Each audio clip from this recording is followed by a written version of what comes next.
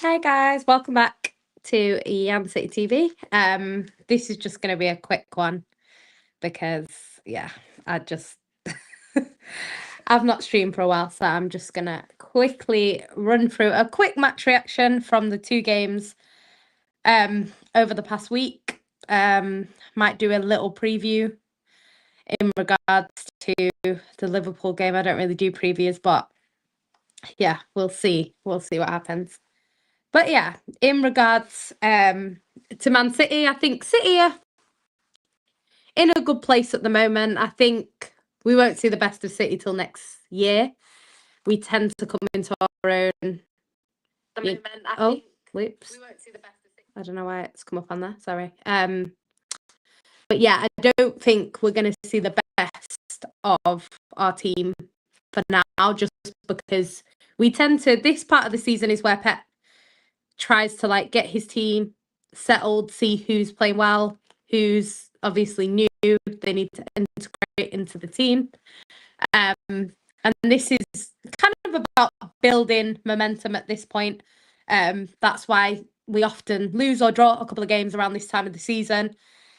And then as the second part of the season kicks in, that's when you tend to see the best City. And even last season where we weren't good, we didn't have a good season at all.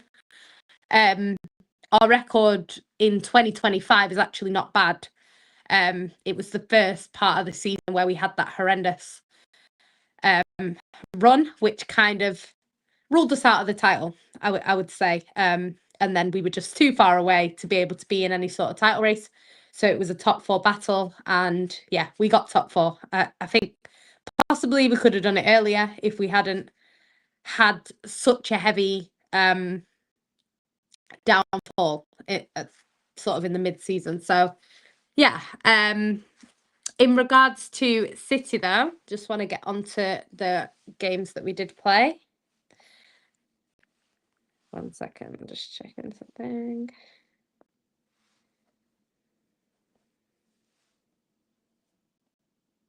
Okay. Sorry, we'll go back to this. Sorry, just had to pop out. I was just checking something. But yeah, I will start with the game against Bournemouth on Sunday. 3-1. Haaland is Haaland. He's on some crazy form at the moment. He's just every game, he looks like he could have a hat trick minimum. And yeah, he just keeps racking up the goals. We'll love to see it. I think it was a good game. I think at home, I think we've been getting better and better. Obviously, the first game with Spurs, that didn't go well. But since then, we've been pretty solid at home. We've had some good performances. Yeah, Bournemouth was a good game. I think it's too early in the season to say like we're definitely going to win the league or anything like that. I think it's way too early for that. I think at the moment we just need to stack as many points as we can and then hope that when we go into sort of January, February, we're still there or thereabouts, and then we can see where we are. But it's nice to see our players coming back. Nico Gonzalez, for me, was man of the match. I know a lot of other people were saying, oh, could have been a number of players. But I think for me, it was Nico Gonzalez. I just think you don't really notice that Rodri's missing. Obviously, Rodri did come on at the end, which says a lot about Nico, actually, because I feel like Pep previously would bring Rodri off and replace him, and now it seems to be like he's almost bringing Nico off to rest him. So it's nice to see that he trusts Nico, and I think he's played really well. I think rival fans don't watch City and they're like, oh, he's all right. If you actually watch us, you don't really notice that Rodri's missing. And last season, that was the biggest thing. That was the reason why we looked so poor, because you could literally see in the middle of the pitch the gaps that were there that Rodri would normally cover. And it just wasn't, it just wasn't, they weren't being filled, whereas now with Nico, obviously he's not Rodri. Rodri for me is the best in the world. But he's we don't look too wounded without Rodri, which obviously last season was the story of our season. So yeah, I think he's playing well. He was my man of the match. Doku, he was great up until after he got christened, is sort of when he got baptized again. He sort of just came into this new Doku. He was quiet for a few games, but he seems to be these last two. Seems to be getting back to his best a little bit. Savinho, a lot of people are not happy with Savinho because he is struggling. He is struggling. He's I mean, a lot of the time he doesn't even take on his man. I would say in the Dortmund game, he did really well actually. But I think for him, it has to be a confidence thing because he hadn't been trying to take on people. You know, he hadn't been really doing what I think he's capable of doing. We saw a little bit of it last season. And he's not really been showing that this season. But I do think in that last game against Dortmund, he beat his man a couple of times, and once he beat him, he was just doing it every time. You know, every time he got the ball, he was beating him. He was making great runs. He was much better. So I think more of that would be nice. I think it is a little bit of a confidence thing because it almost felt like after he beat his man once or twice, he was like, "Oh, actually, I can do this," and then he just got better and better. But yeah, he still needs a bit more of an end product. Some of the shots that he had when he was in semi-decent positions, you know, weren't really what I would expect from an attacking player. So yeah, I think he definitely needs to improve. But it's nice to see that he was better against Dortmund. Foden looks back to his best this season. He's been brilliant. It's nice for him to take some of the goals off Haaland because it felt like we were over-reliant on Haaland in a way. I've said this before, I'm not too worried about that because when Haaland doesn't play, we actually score more goals because people don't look for Haaland, whereas at the moment it's find Haaland. If you get the ball and you're in an attacking position, look for Haaland. You can see them literally look or pass sometimes, and it's like you probably shouldn't have passed. But they do. So it's almost like they're looking for Haaland, whereas when Haaland's not there, they'll just shoot or they'll dribble through a couple of guys and then have a shot, that sort of thing. So yeah, I'm not too worried about Haaland scoring a lot of the goals. He is a traditional number 9. That's what used to happen. Your traditional number 9 would score a lot of the goals and then your wingers would chip in with 1 or 2 and, you know, corners, you'd get some defenders getting headers and stuff like that. But it wasn't like, unless you had 2 strikers, it pretty much was that number 9 getting most of the goals. So I'm not too worried about that. Haaland always wants to score. He's always looking for the ball. He's always asking for the ball. So he is going to score a majority of our goals. I'm not too worried about that, to be honest. What else? Yeah, I think the Bournemouth goal, Donnarumma wasn't too happy because he felt like he'd been grabbed. I mean, it wasn't enough probably to give it against him, but it did impact how because I think personally he should have still saved it. I don't think, you know, it was kind of close to him, but you can't say that someone grabbing him didn't impact his jump and how his reach basically. But I don't think they would ever give that. So it is what it is. Probably should have caught it maybe. But I'm not a goalkeeper, so can't really say too much on that. But I will say with Donnarumma, since he's come in, I think we've just looked a lot more secure, especially I don't feel like because the one-on-ones that we used to have before, like if someone was one-on-one with Edison, it always felt like he was going to do one of 2 things. He was either going to come for it and win it and it'd be great, you know, or he would do something reckless. It felt like one or the other. It felt like it was going to be a fantastic save or it was going to be a crazy error. And I feel like you always felt kind of on edge. And then if they beat him, it was, you know, you were 1-0 down or whatever. Whereas I think with Donnarumma, I think especially like set pieces, I don't feel as like nervous anymore. He does make himself big. Yeah, I just think I feel a little bit more comfortable with him in goal than I did with Edison. I love Edison, don't get me wrong. The only thing obviously is he's not as good as Edison at kicking, which everyone knows. No one's as good as Edison, so you're not going to get a like for like replacement in that regard. But I still think he's okay. I think just keep it simple for me. If you can't kick it, just keep it simple. Just if you have to go long, go long. Do you know what I mean? Just get it out of the net, especially when you're under pressure. There was a little spell in the game against Dortmund. They made some subs before we made subs, and at that time they were dominating for about 10, 15 minutes. And we were a little bit, that's when they scored their goal. And it looked a little bit like, oh, is this going to be like another sort of Feyenoord? But it wasn't. I think City are handling it a little bit better this season.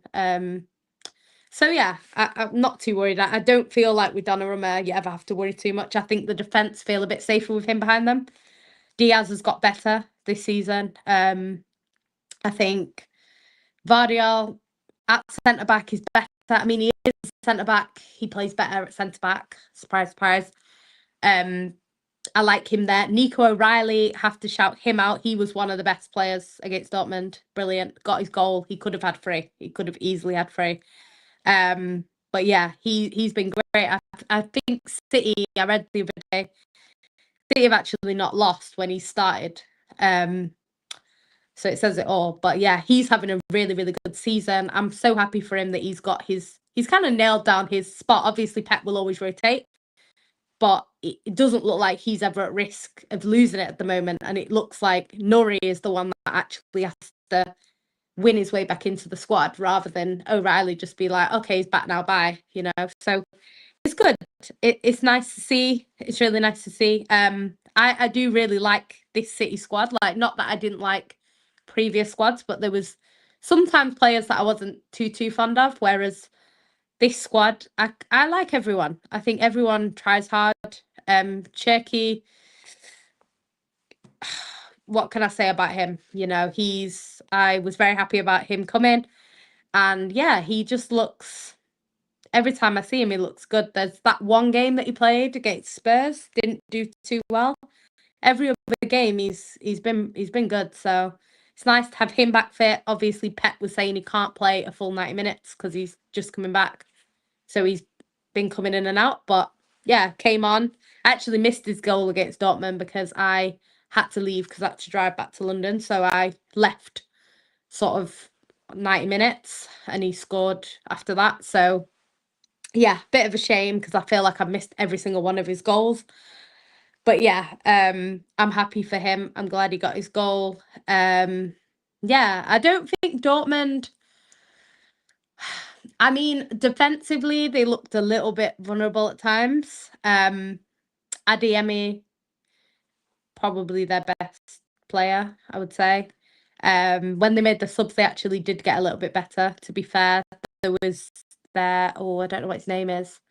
One of their wingers was having a bit of a field day, sort of in that spell against Nunes, which I actually really think Nunes has got better and better.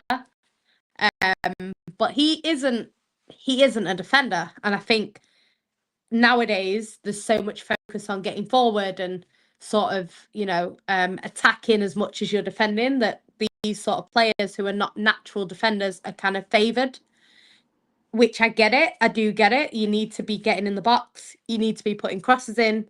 You know, we've had defenders in the past who aren't the best in an attacking sense, and you know, you do miss that when you don't have it. It's the best case scenario. They're equally as good going forward as they are defensively. Normally there's a little bit of a balance. You know, you've got Trent, obviously very, very good going forward, the reason for a lot of goals, but then defensively there's question marks there, and I feel like that seems to be always the case. You know, you've got Vardiol, who's a natural defender who was good defensively, but then attacking wise he's not I mean, he's decent. He was scoring some goals last season.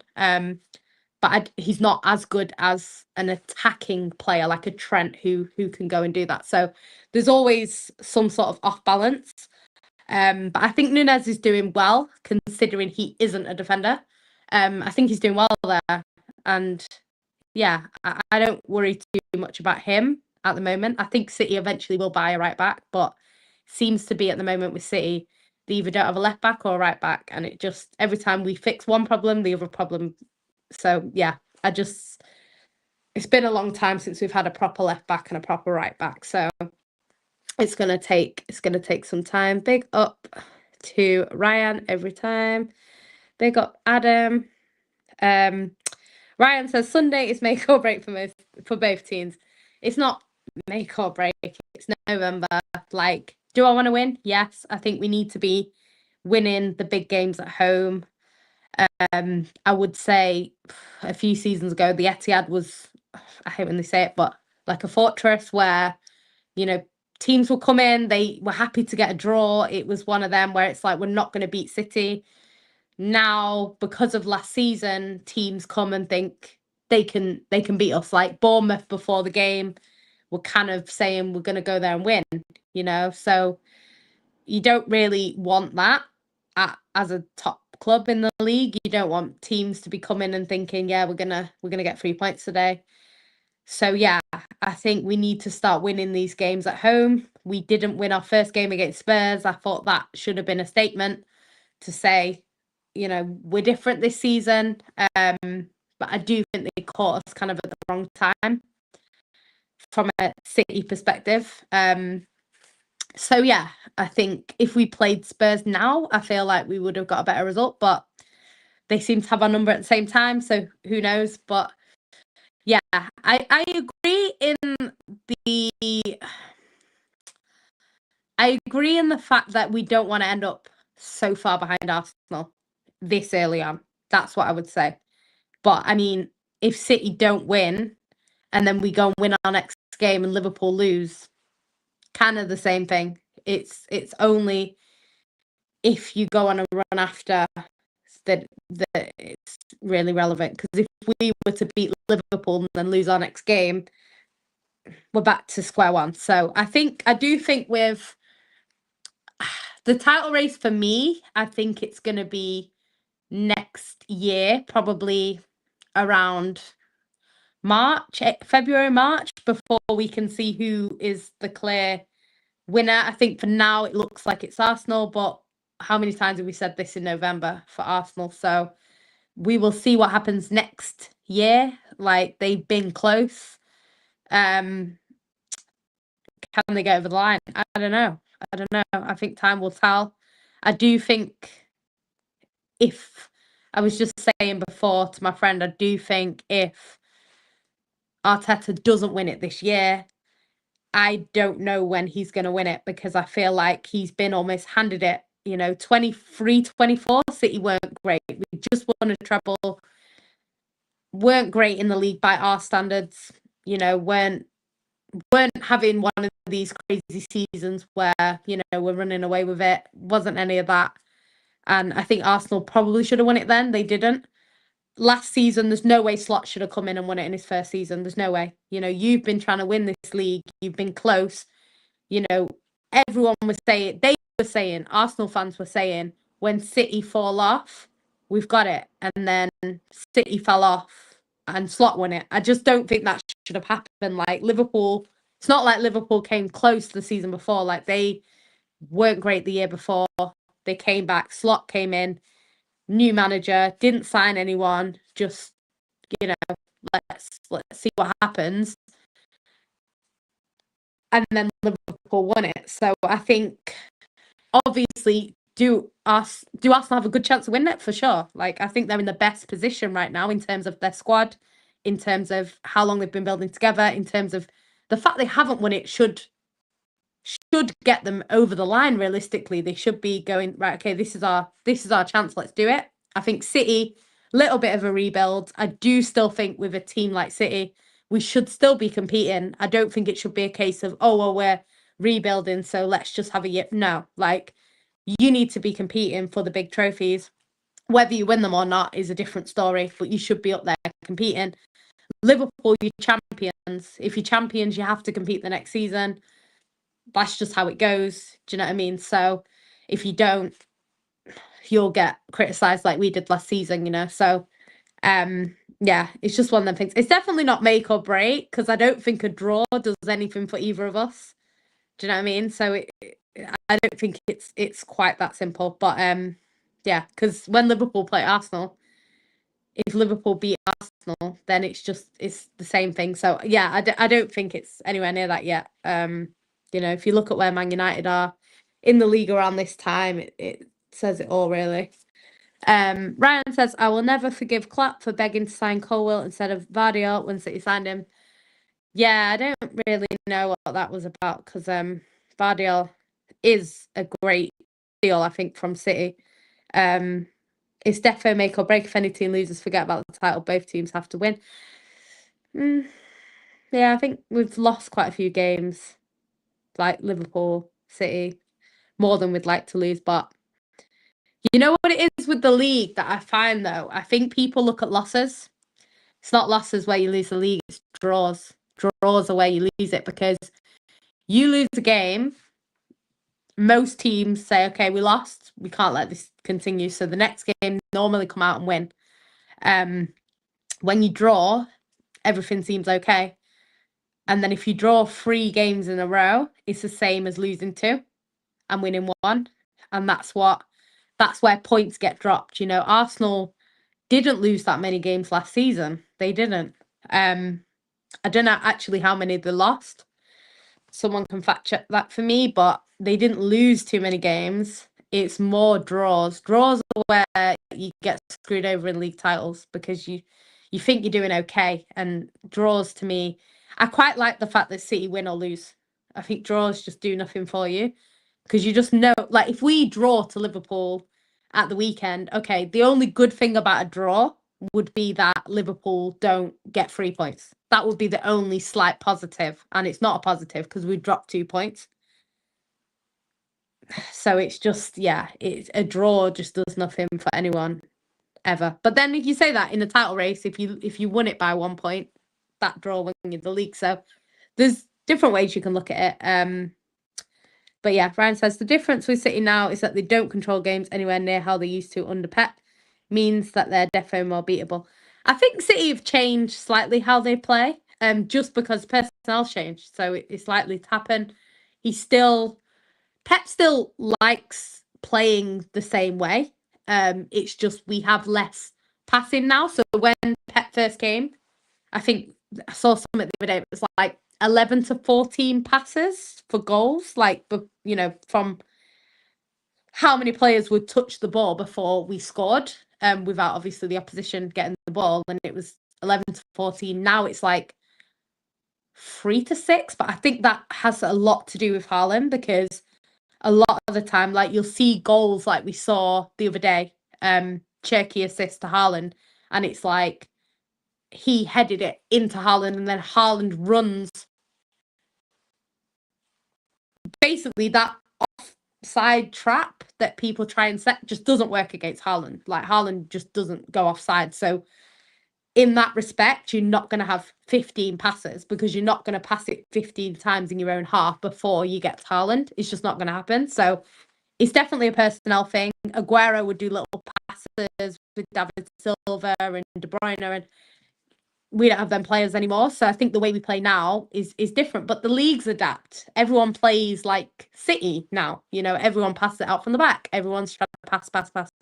So yeah, you have to adapt. I think Pep tries something new every year, to be honest. Like, if you look at the seasons that he's had, how many players has he like completely converted into different positions? Like, Zinchenko was a midfielder, ended up as a fullback. You know, now he's got Nunes. Like, he always has like a project that he tries to change something, and a lot of the time it's worked for him, you know. So yeah, I think with Pep, we'll just see. But I don't think City look like we're going to go and win a league right now, but I don't think City ever really. I think only the Centaurians year is the only year where we looked like we're going to go and win this league from this early. Like, it doesn't normally happen. But yeah, like I say, I think with the points at this point in the season, like we've seen it swing already. Liverpool were 8 points clear of City, and City fans were saying that's it, it's done. Liverpool have won the league. This is what people were saying. Liverpool fans were saying we've won the league, like it's done.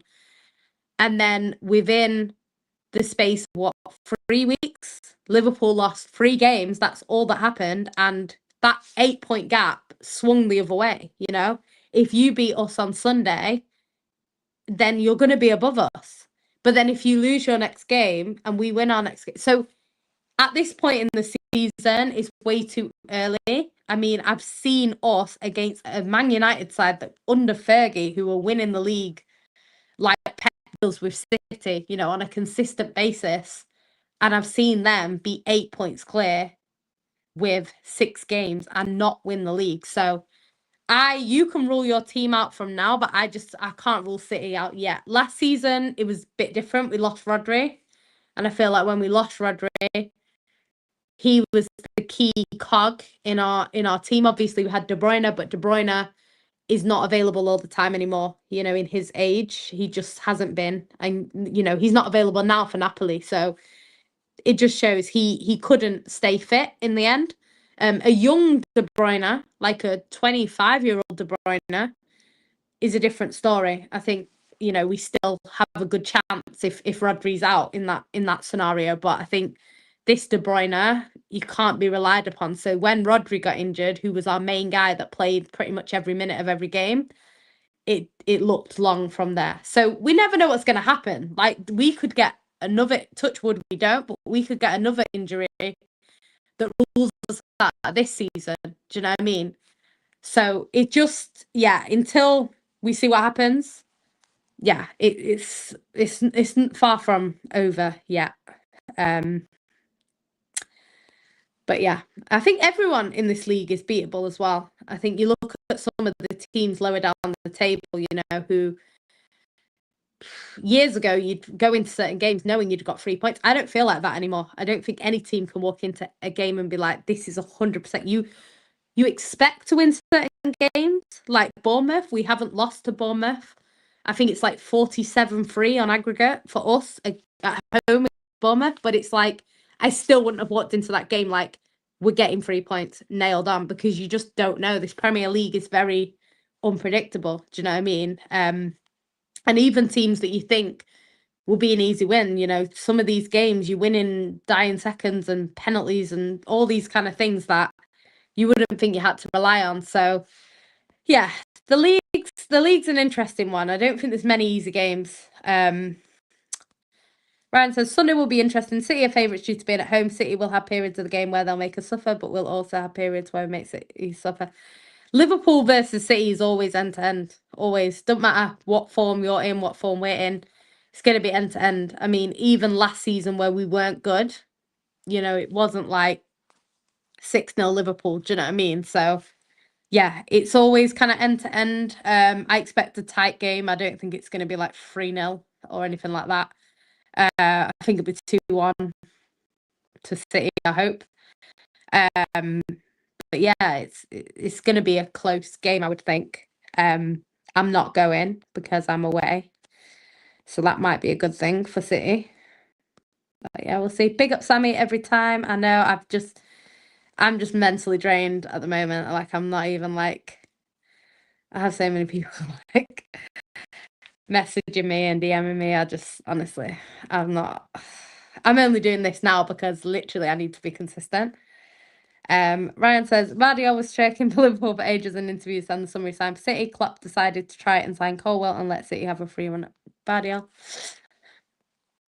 Yeah, I mean, that was a bad decision from him. City and Liverpool draw a lot, especially at the Etihad. Yeah, I think recently it's been like 1-1, 2-2. There's been quite a few draws. I do think, though, we played Liverpool quite a lot at the Etihad when it's been very close, and it's like it's sometimes better in a way to kind of draw that game than go all out and lose it.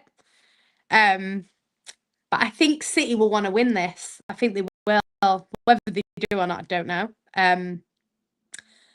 It's going to be interesting to see what happens. But I do think they need to win just because where we are in the table. I think, obviously, it's early days, but I think we need to keep up with Arsenal. So, yeah, I hope we win. I think we should be winning. We're at home. If we don't, I think that sets us back a little bit, personally. But Liverpool have lost so many games. I don't know if Liverpool will not play for a draw, but I think if at any point in the game it's a draw, I don't think they'd be too unhappy to leave with a draw as much as they want to win.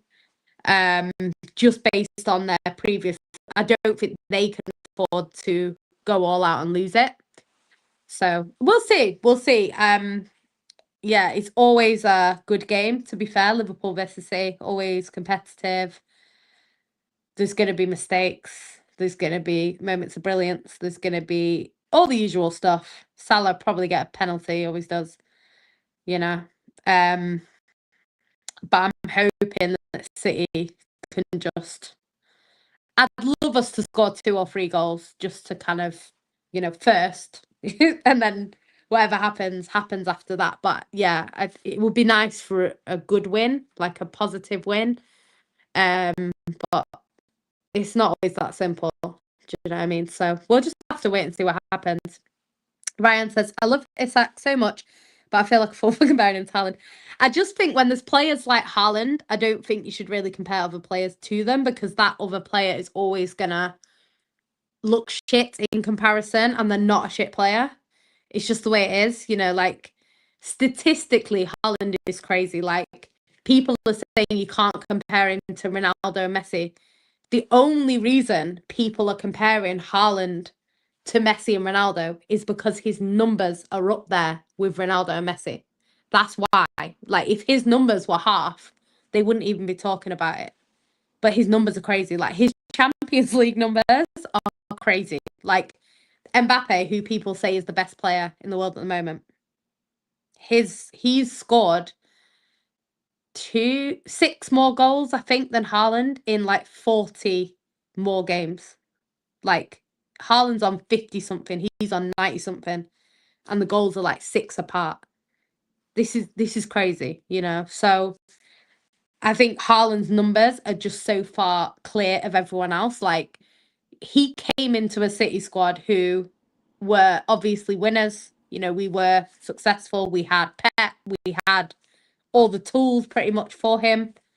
And he came in and he won a treble in his first season. Like, if that was any other club, I feel like he'd be getting way more praise than he gets. It's crazy. Like, we hadn't won a Champions League. It's not like we're Real Madrid and he's come in and won us the Champions League. Do you know what I mean? This is crazy, for him to do that. And like, not only just do that, but score so many goals in his first season, break records. And like, by his own standards, last season was not good. But if you look how many goals he scored, I mean, Isak had the season of his life last season and Haaland had 1 goal less, but he played less games. So if you think about that, the season of Isak's life and Haaland's season, which is, he got 17th in the Ballon d'Or. By his standards, not a great season, and he still ended up being at that level of Isak in his best. So I just think it's not really fair to compare Isak to Haaland because he's never going to look good. And it's like, he is a good player. So yeah, I think if you compare him to other players, then it's a lot more of a fair assessment. I just think he's an alien, Haaland. It's like Messi. Anyone you compare to Messi is not going to look good. Not going to look good in comparison. Ronaldo, goals for days. Like, anyone you compare to him, going to look shit. It's not worth it. Ryan said, what do you think of some Liverpool fans wanting Slot sacked? I think football Twitter is very, very reactionary. I mean, it always has been, but last 2-3 years, I think it's way worse than it ever was. If you lose a game, gotta be sacked. You know, people even Pep out at City. Pep. Do you know what I mean? This is Pep Guardiola. Who are you gonna get? Who's better? It's crazy, but people will still be Pep out because everyone wants it now. They want to win now. They want everything is reactionary every week. If we win on the weekend, it's all City going to win the league. If Liverpool win, it's all Liverpool are going to win the league. If we draw, it's Arsenal have won it. Like, it's just so reactionary to the point where one result, which in comparison to the rest of the league, there's like, how many points even to play for now? 87? Something like that? Maybe 85? There's a crazy amount of points to play for, you know, at this point in the season. So it's just to be like, it's done now in 28 games left to go, to me is crazy. You know, if we win at the weekend, great. Good for us. We need to do that. However, if we lose, I'm not going to be crying over it. Do you know what I mean? I will be annoyed that we lost at home to Liverpool. But that's it. You know, it's not the end of the world. I don't think Slot will get sacked. There was some rumours about maybe Klopp coming back. Liverpool don't sack managers very often. Like, Liverpool manager list is short in comparison to a lot of clubs. So he would have to be really bad for them to sack him, because Klopp had seasons where he finished like 4th, 5th. He wasn't in Champions League the whole time he was there. They didn't sack Klopp. They're not going to sack Slot anyway. But yeah, I think they're just a bit reactionary. I mean, the only concern for Slot would be that he came in and played a certain type of football that was kind of like almost Klopp's team and how Klopp's team played. And then he tried to get his players in and change how he played. It didn't work. And now he's gone kind of back to how they were last season, and it's working. That's a slight concern. The other concern would be that the players that he's brought in, some of them he's not got up and running yet. But I don't think that's a long-term worry. So yeah, I don't think Liverpool have anything seriously to worry about. I think they'll still be in a title race. Whether they win it or not, I don't know, because retaining the league is always harder than winning it. And I always say this, and I feel like fans don't really get it until they're in that position and they start saying, "Oh, I don't think we're going to go back to back." You know, it is difficult. So yeah, Ryan says Arsenal just look invincible at the moment. They don't even give teams a chance. It's crazy. I think defensively they are very, very, very solid, and it is hard. I think with Arsenal, you would have to stop them from scoring. I mean, anyone can score from a set piece, or, you know, they do concede goals. They don't concede many, but they do concede goals. So I think you just have to have a good day defensively against them, and then make sure that you take your chances when you get them, because teams get chances against Arsenal. They just don't really take them. So I think when I watched City against Arsenal, I didn't watch the whole thing because obviously I was away. But, you know, Haaland got a chance and he took it. You know, you need to do that and then hope. I mean, City should have realistically beat Arsenal with the time in that game that was left when we conceded. You know, you just have to see that through. We didn't. So yeah, but I don't think they're going to lose many this season, to be fair. But they might draw some, because everyone has days where they don't look like scoring. You know, you could play for the whole day and not score. Everyone has games like that. So on them days, it's up to the opposition that they're playing against to take their chances or draw the game if they have to. But we'll see. Arsenal always look solid in November. They always do. So I think we'll just see how they go on. Adam says, we will win easy Sunday for City 3-0. I wish I was that bold to suggest that. I don't know. Liverpool City could kind of beat any score, to be fair. I really don't know. I think we need to score first, for sure. If we get the first goal, that's going to be good for us. If they score first, that's when it gets a lot more difficult, to be fair. Sammy says Liverpool been poor away from home. Yeah, I think with Liverpool, they have been poor, but I do think in these sort of games, I do think they turn up. Like, I don't think Liverpool weren't in great form when they played Arsenal, and they beat Arsenal, and Arsenal were good at that time. So yeah, I wouldn't really look at previous form to kind of determine how they're going to play. I think that would be a bit naive, to be honest. Haaland's numbers are better than them at age 25. Yeah, they are. That's what I'm saying. He's compared. Obviously, he's an out and out striker. Ronaldo played on the wing at times, and Messi is a midfielder. So from that point of view, it makes sense. But yeah, it's crazy because their numbers are crazy. Like, he's on track at the moment for Messi's 91 in a year thing record. So we'll have to see what happens. But if he beats that, that's insane. I'm not sure he will, but I hope he does. He's just an alien, Haaland. I love him. He's just so, everything about him is just so like down to earth and genuine, which I get it from like footballers who are regular people. Haaland was never a regular person. His dad was a footballer. His dad was always, well, he was like a Premier League footballer when Haaland was a baby, and then obviously City weren't great at the time, so it's a little bit different, but he still played for Norway. So it's just, he's kind of like, he's not what I would expect for someone whose dad is a footballer to be that kind of humble and down to earth, and just so, and how good he is as well. He just comes across really well. Like, yeah, I just love Haaland. He's great. The reason why I don't think City or Liverpool win is because both have more tactical weaknesses than Arsenal.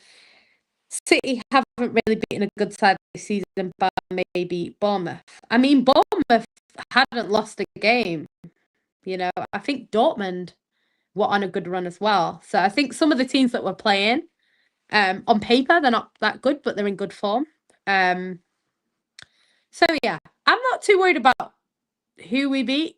We just need to win games at this point. But yeah, I think Arsenal definitely favourites. I think no one's going to argue against that. It's just, can they get over the line? I think they should be getting over the line, to be honest. Like, City are in a bit of a rebuild. We've got new players coming in. We've got a few teething problems with injuries and XYZ. Do you know what I mean? Liverpool just won the league, so it's harder to retain it. So it's there for Arsenal, but whether they do it or not is the question. Do you know what I mean? Like, we need to see it before we believe it. Sammy says, I think people don't credit him because he didn't score in the semis or the final. I think that's one thing that they will hold against him. But yeah, I think he will. It will, the way Haaland is playing, I think it will come. But I feel like in finals they're so like, if you're playing against Haaland in a final, you're gonna put 2 or 3 players on him because the threat. So I feel like in them finals, that's when other players get goals because the gaps open up because they're focusing too much on that player. So I feel like in Istanbul, like, even if you look at like the goal that Rodri scored, like, it was one of them where people were appealing for a handball. There was a shot blocked, and then it kind of just came to Rodri, and Rodri just put his foot through it. Do you know what I mean? And it's kind of like, I feel like there's almost scrappier goals in finals. So it's kind of like, it's not who you always expect that score in finals. And I think the person you would most expect to score would be Haaland. And I feel like that's why it doesn't seem to be players like that. But I'm hoping he gets, I'd love him to get like a Champions League final winner or something like that. I would love him to get that. But yeah, he does need to improve in that regard. But I do think he did score for Dortmund when they won the cup. I think he scored 2 against Leipzig, I think it was. I think he did score then.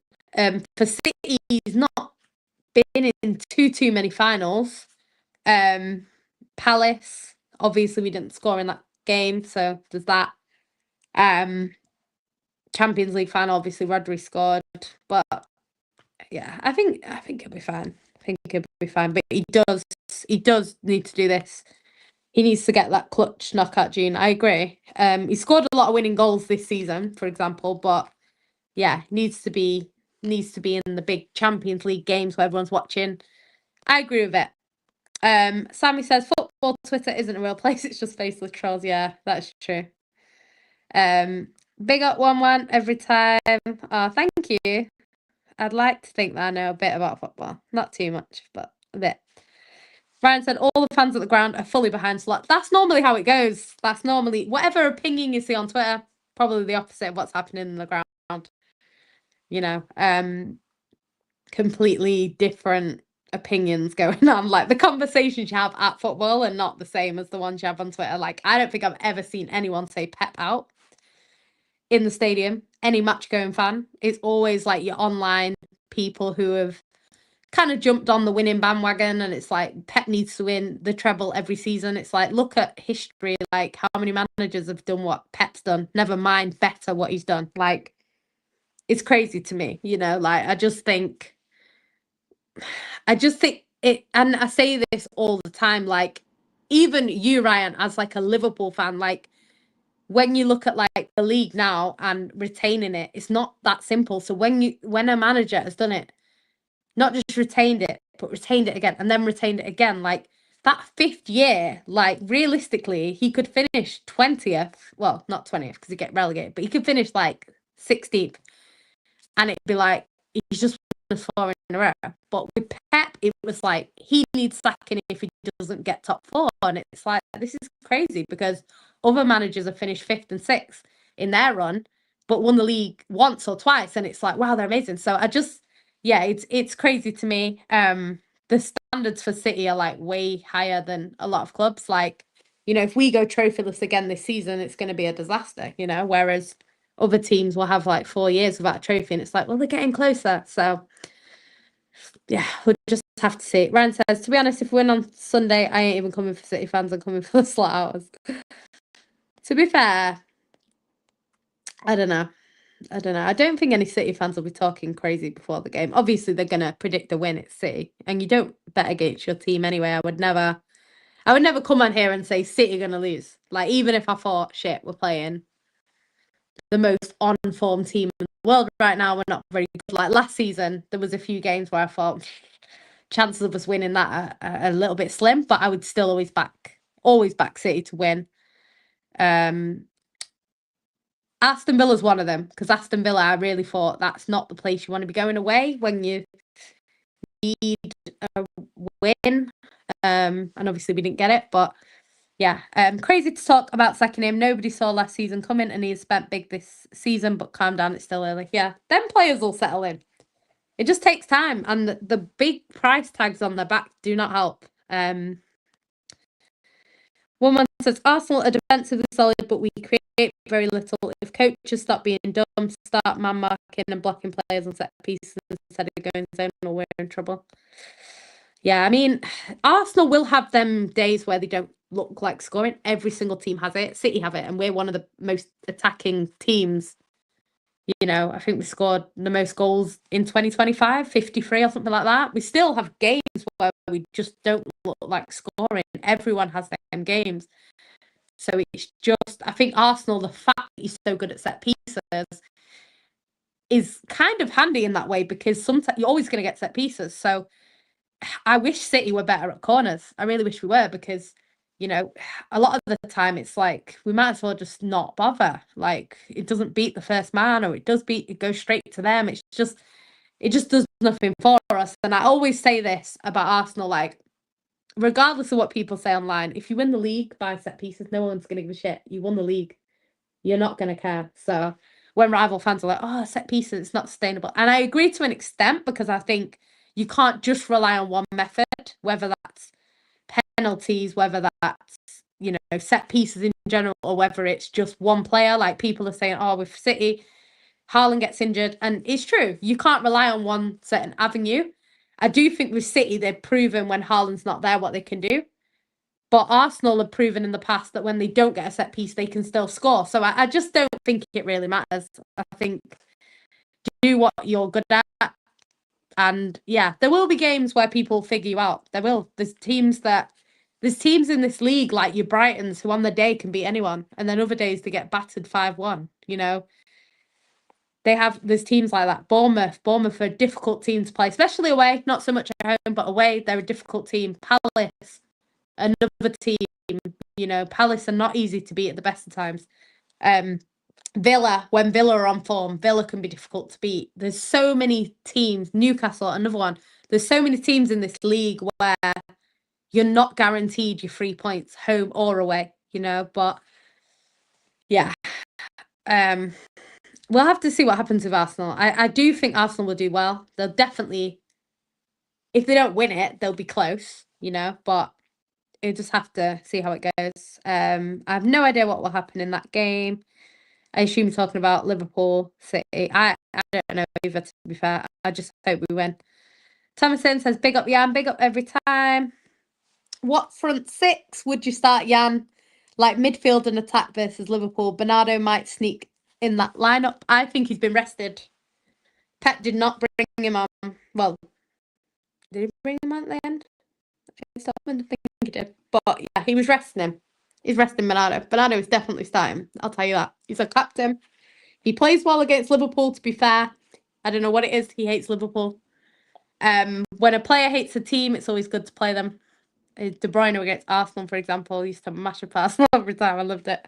So yeah, Bernardo, definitely going to start. Nico Gonzalez will be in there too. And I think he'll play Foden. I think that'll be like the sort of three that he plays in the middle. And then he'll play Doku, I would think. He's liking Sabinho at the moment, maybe Sabinho. And then back four. Obviously, he's going to play Haaland. And then, yeah, I think he goes Vardiol. I'm hoping at centre-back, but I feel like he rested Diaz. So he's definitely going to play Diaz. But I feel like in big games, Stones is the guy you want. So I really don't know what he's going to do unless he puts Vardiol as a fullback. I really don't. I don't know defensively who he's going to start, but I think Diaz, because he rested him, and Vardiol will play. Nunes, possibly. I know he's back now. He might play here. I honestly cannot predict Pep, but I think that midfield is going to be definitely Foden in there, definitely Nico Gonzalez, and definitely Bernardo. Which actually has been working all right for us. So I'm not against that, to be fair. As an Arsenal fan, tough game for us. Sunderland away tomorrow. Sunderland are in good form. Away, Sunderland is. It's not easy, but I think Arsenal win. I think you'll be fine. It's us that don't have a great record against Sunderland away. I don't know. They used to beat us 1-0. I don't know if anyone remembers that, but they used to always beat us 1-0 at the death. I don't know what it was. Sammy says, scoring in finals is extremely overrated in my opinion. It's too long to explain in words. I agree with you. I think some people put too much emphasis on it. I think some players, they get you all the way there. There's some players that will literally carry you to the final, and if they don't score, it's like, oh, they didn't score in the final. It's like, well, they carried you there. So, you know, it's nice, but I think from a Haaland perspective, he would like to score like that winner that wins a trophy. He would love that. So it would be nice to see that from a City perspective. Thompson says Haaland is such a beast. I just love him. He's great. He's great. Ryan says, I think Arsenal are the best team I've ever seen. OOP, what does OOP stand for? I didn't see Chelsea 05 under Mourinho. That's why. I think that Chelsea record is going to be very, very difficult to beat because 15 goals in 38 games is, you know, you have one bad day and you score, you know, them games that are like 3-2. That's 2 already. I don't think they'll beat that. If they do, fair play to them, but I don't think they beat that. That's not, they'd have to beat it, they'd have to concede 14. I don't know if they do that. I don't know if they do that. Maybe they do. But yeah, definitely, I agree with you. Definitely the best defense in the league. I don't think anyone's going to argue with that. Probably the best in Europe. I don't think defensively. I mean, teams like Atletico Madrid used to be good defensively, but I don't know what's going on with them. They seem to concede loads when I watch them. But yeah, definitely, probably the best in Europe, to be fair. But I don't really watch everyone, so I don't want to be here like, yeah, definitely, because I don't really watch them, but probably. Yeah, keeping clean sheets for sure. Arsenal are doing really good. Really, really good. Arsenal look so comfortable in the mid-block, low-block and defend transitions. Insane, never seen anything like it. Arteta is a beast. It's so funny that you say that because you used to slag me off for saying that Arteta would be a good manager.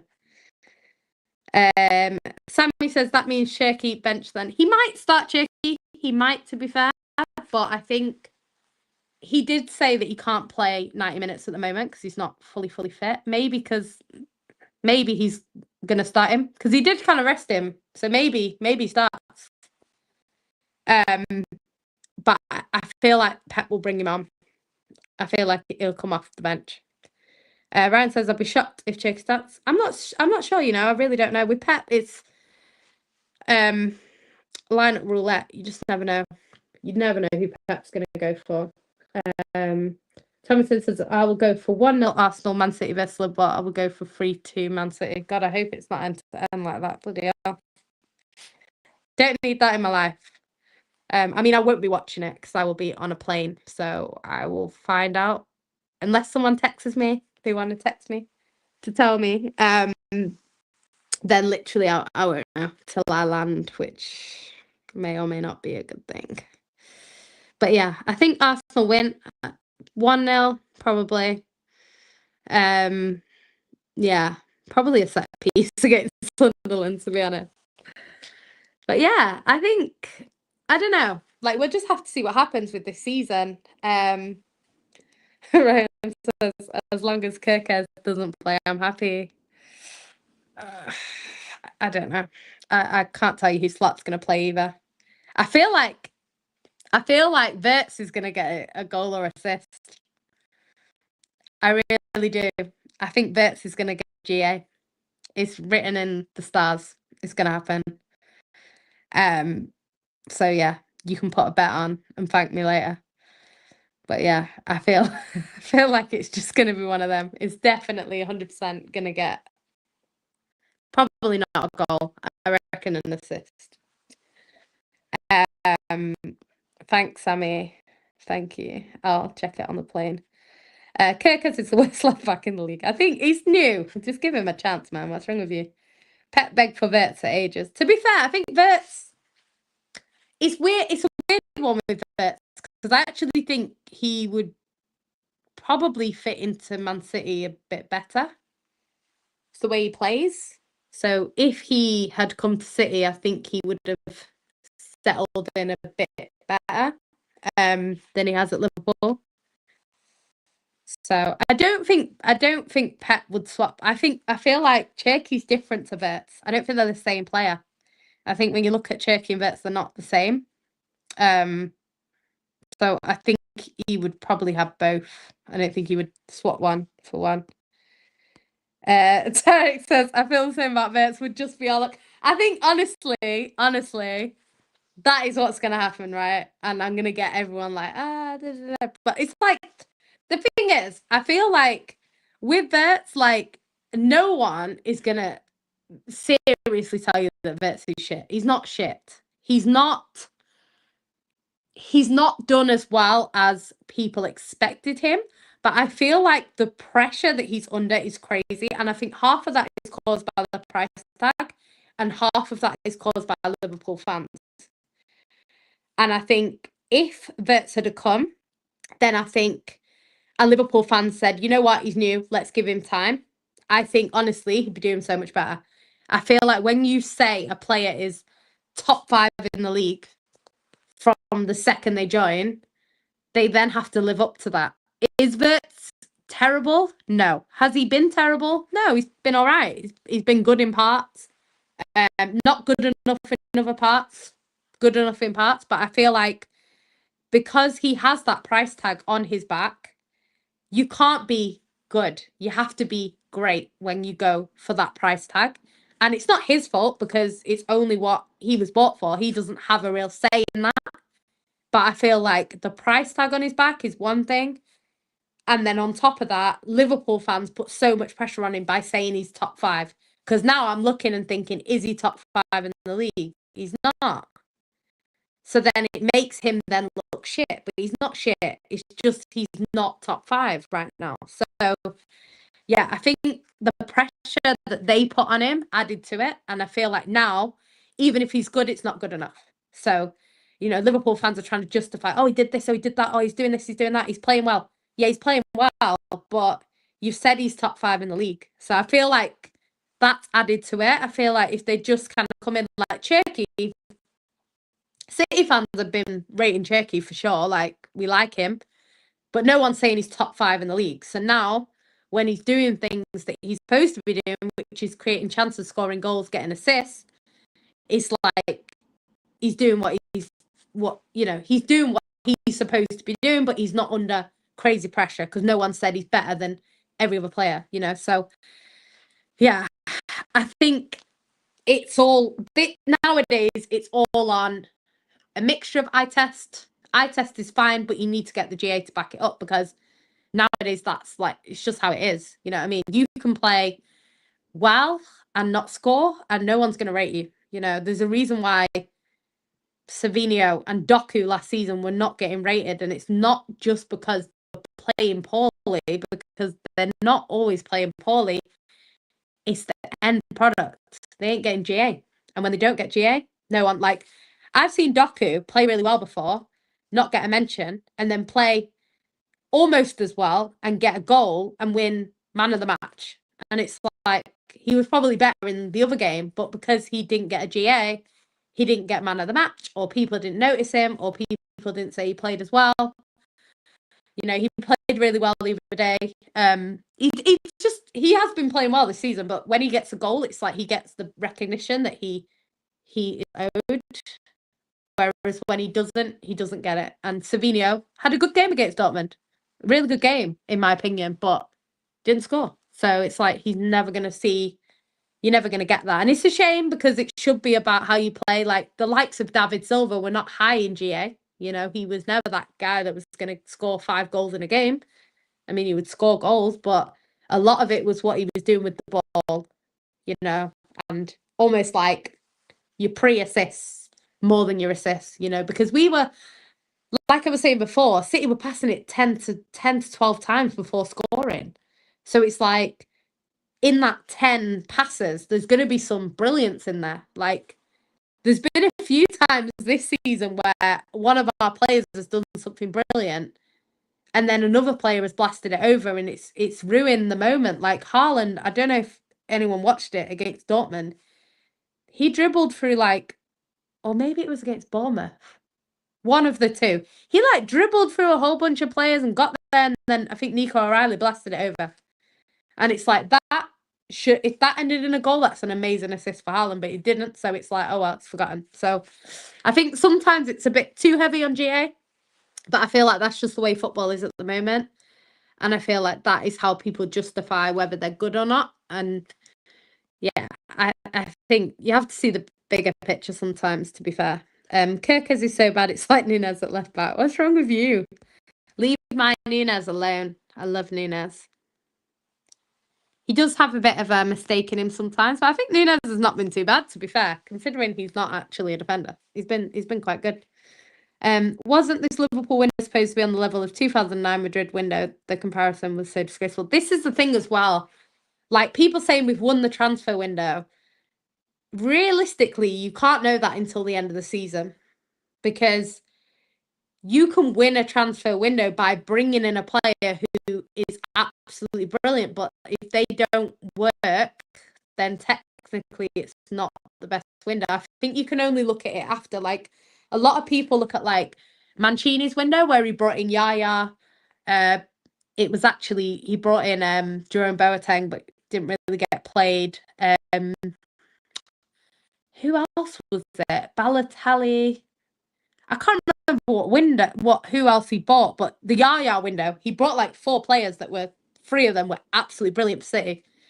But you didn't know that at the time. It was kind of like, oh, we got Yaya from here, we got this player from there. You didn't really know how it was going to go. I think David Silva. I feel like David Silva came in that window too. But yeah, we bought like excellent players, but you don't know until after whether they're excellent, because when we bought Wilfred Bonny, Bonny was a great signing. Jack Grealish. To be fair, Jack Grealish did all right for us. That's another one who GA-wise not great, but actually on the ball, decent player. But because of GA, no one said his time at City was successful. So you have to hold that same energy that you held for Grealish for Wirtz. So that's all I'm doing here. But yeah, I think definitely there's been windows where at the time you think, oh, it's all right, and then actually it turns out to be the best window. So yeah, I feel like that should have been at the end of the season. If they go and win everything, then you can hold your hands up and say Liverpool had the best window ever. But until then, I mean, our January window I think was very good. We got Nico Gonzalez, we got Kusanov, and we got Marmoush. I really like all 3 of them players. I think that was a good window. A lot of people said, oh, City were panic buying. I think all 3 are solid players, and I'm happy with all 3. So I think that's one of our better windows recently. But, it all depends. If we don't win anything for the next 2 seasons, no one's going to agree with me. So it's just one of them. Tarek says, lack of GA for Wirtz is the only real issue. That's what it is. If he gets this is what I'm saying. If he plays against City and he plays absolutely shit, but he scores and gets an assist, everyone will say, oh, he's arrived and this, that, and the other. He wouldn't even have to play well. And that's the problem. You need to kind of look at it from a broader perspective. Wirtz needs to stop being blown over by wind first, to be honest. I think it's just a more physical league. I think Germany is a physical league, it is, but I just think with the Prem, you don't have the time that you have in other leagues. In slower leagues or different just leagues around the world, I feel like you have that extra second on the ball. You don't have that in England. Like the minute you've got the ball, someone's behind you, someone's there. Like, how many times do players lose the ball because they literally think they've got time and they just don't have the time? So he'll learn. He'll get up to speed. German signings, to be fair, take a while. It's only really Man City whose German players hit the ground running. A lot of them takes a little bit of time. So, yeah, I wouldn't worry too much. Thomason said, "Virtually time. I'm judging Jacques end of the season. If he doesn't get me 20 goals, 10 goals, not good enough." Yeah, I agree with that. Your striker needs to be getting 20, for sure. 38 games, it's basically scoring in half. Obviously, if they get injuries and stuff like that, it's a bit different. But if he stays fit and plays, 30 games, he should really be getting 20 in 30, really. If you think you can score a hat-trick in one, that's, that's already, you've got your goals for sort of, a big portion in that one game. So Wirtz hasn't played well this season, to be honest. I haven't really watched Wirtz, to be honest, but when I watch him, he hasn't looked great. But then people are telling me that he's been playing well. I don't know. I think he'll get there. I don't doubt that he's gonna be a good player. Sorry, I just put that one. Liverpool fans should judge him at the end of the season. I agree. I think when you look at like the end of the season, then you think, because I mean, Wirtz could go on some crazy run now and score like every game for the next sort of 6 or 7 games, and then all of a sudden he's up there. So it's way too early. Same way like a Haaland could go and not score for 5 games, and then his numbers look a bit different, So yeah, it's just one of them. I think I always say, and people always laugh at me, but I think there's a lot of like premature ejaculation in football. I feel like people are just way too quick to be like, they're finished. That this is one, that's lost. I just think it's a marathon, not a sprint. And I think as much as you can say now, like, this player's not playing well, you get to the end of the season, they could be player of the season, So it just, Some start slow. City are a team that tend to start slow. We don't tend to, hit the ground running and go on. And we have in the past, to be fair, but I feel like that's just because how good we were rather than us actually being at our best. But yeah, I do think it's going to be. I don't think it's going to be over this quickly. People saying Arsenal won it already. I don't think it's going to be that smooth sailing for anyone, including Arsenal. But yeah, if they continue how they're continuing, then fair play to them. They will win it. But yeah, it's just far too early for me to be ruling out teams now. I remember 2014. That season was so funny because I had a birthday party in the February, and I remember I invited one of my friends who's a Chelsea fan, and he came and he was going, "We've won the league is ours," and that league title ended up being Liverpool against City. But he was telling me in February that Chelsea had won the league. So I just think sometimes, even in February, it can look like your team's going to win it and they don't. Man United fans in 2011, 2012 were convinced that they were going to win it. They had Fergie. We had Mancini. Mancini hadn't won anything for City. He won the FA Cup, but he hadn't won the league. We'd barely been in we hadn't been in a title race. Do you know what I mean? So it was kind of like, he's not going to win it. Fergie's got it covered. They were 8 points clear, 6 games to go. And I know Arsenal are better than that United team right now, I would say. But I just think you just don't know. Football's just so interesting. And all it takes is 2 draws in a row for Arsenal. And the table looks completely different. And it's not difficult to draw 2 games. If you think about how many points you can drop like that in football, Liverpool, 8 points clear, then behind. Now they're right back behind us again. It's going to keep fluctuating a lot. So I have to see. You meant Darwin Núñez. I don't know what's that in regards to.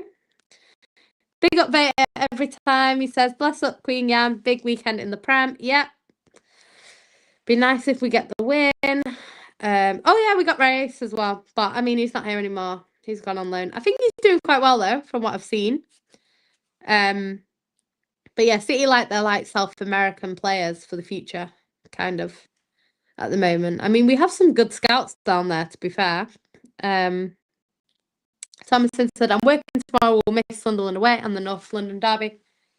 At home on Sunday, 23rd of November. I know it's a shame when you're working.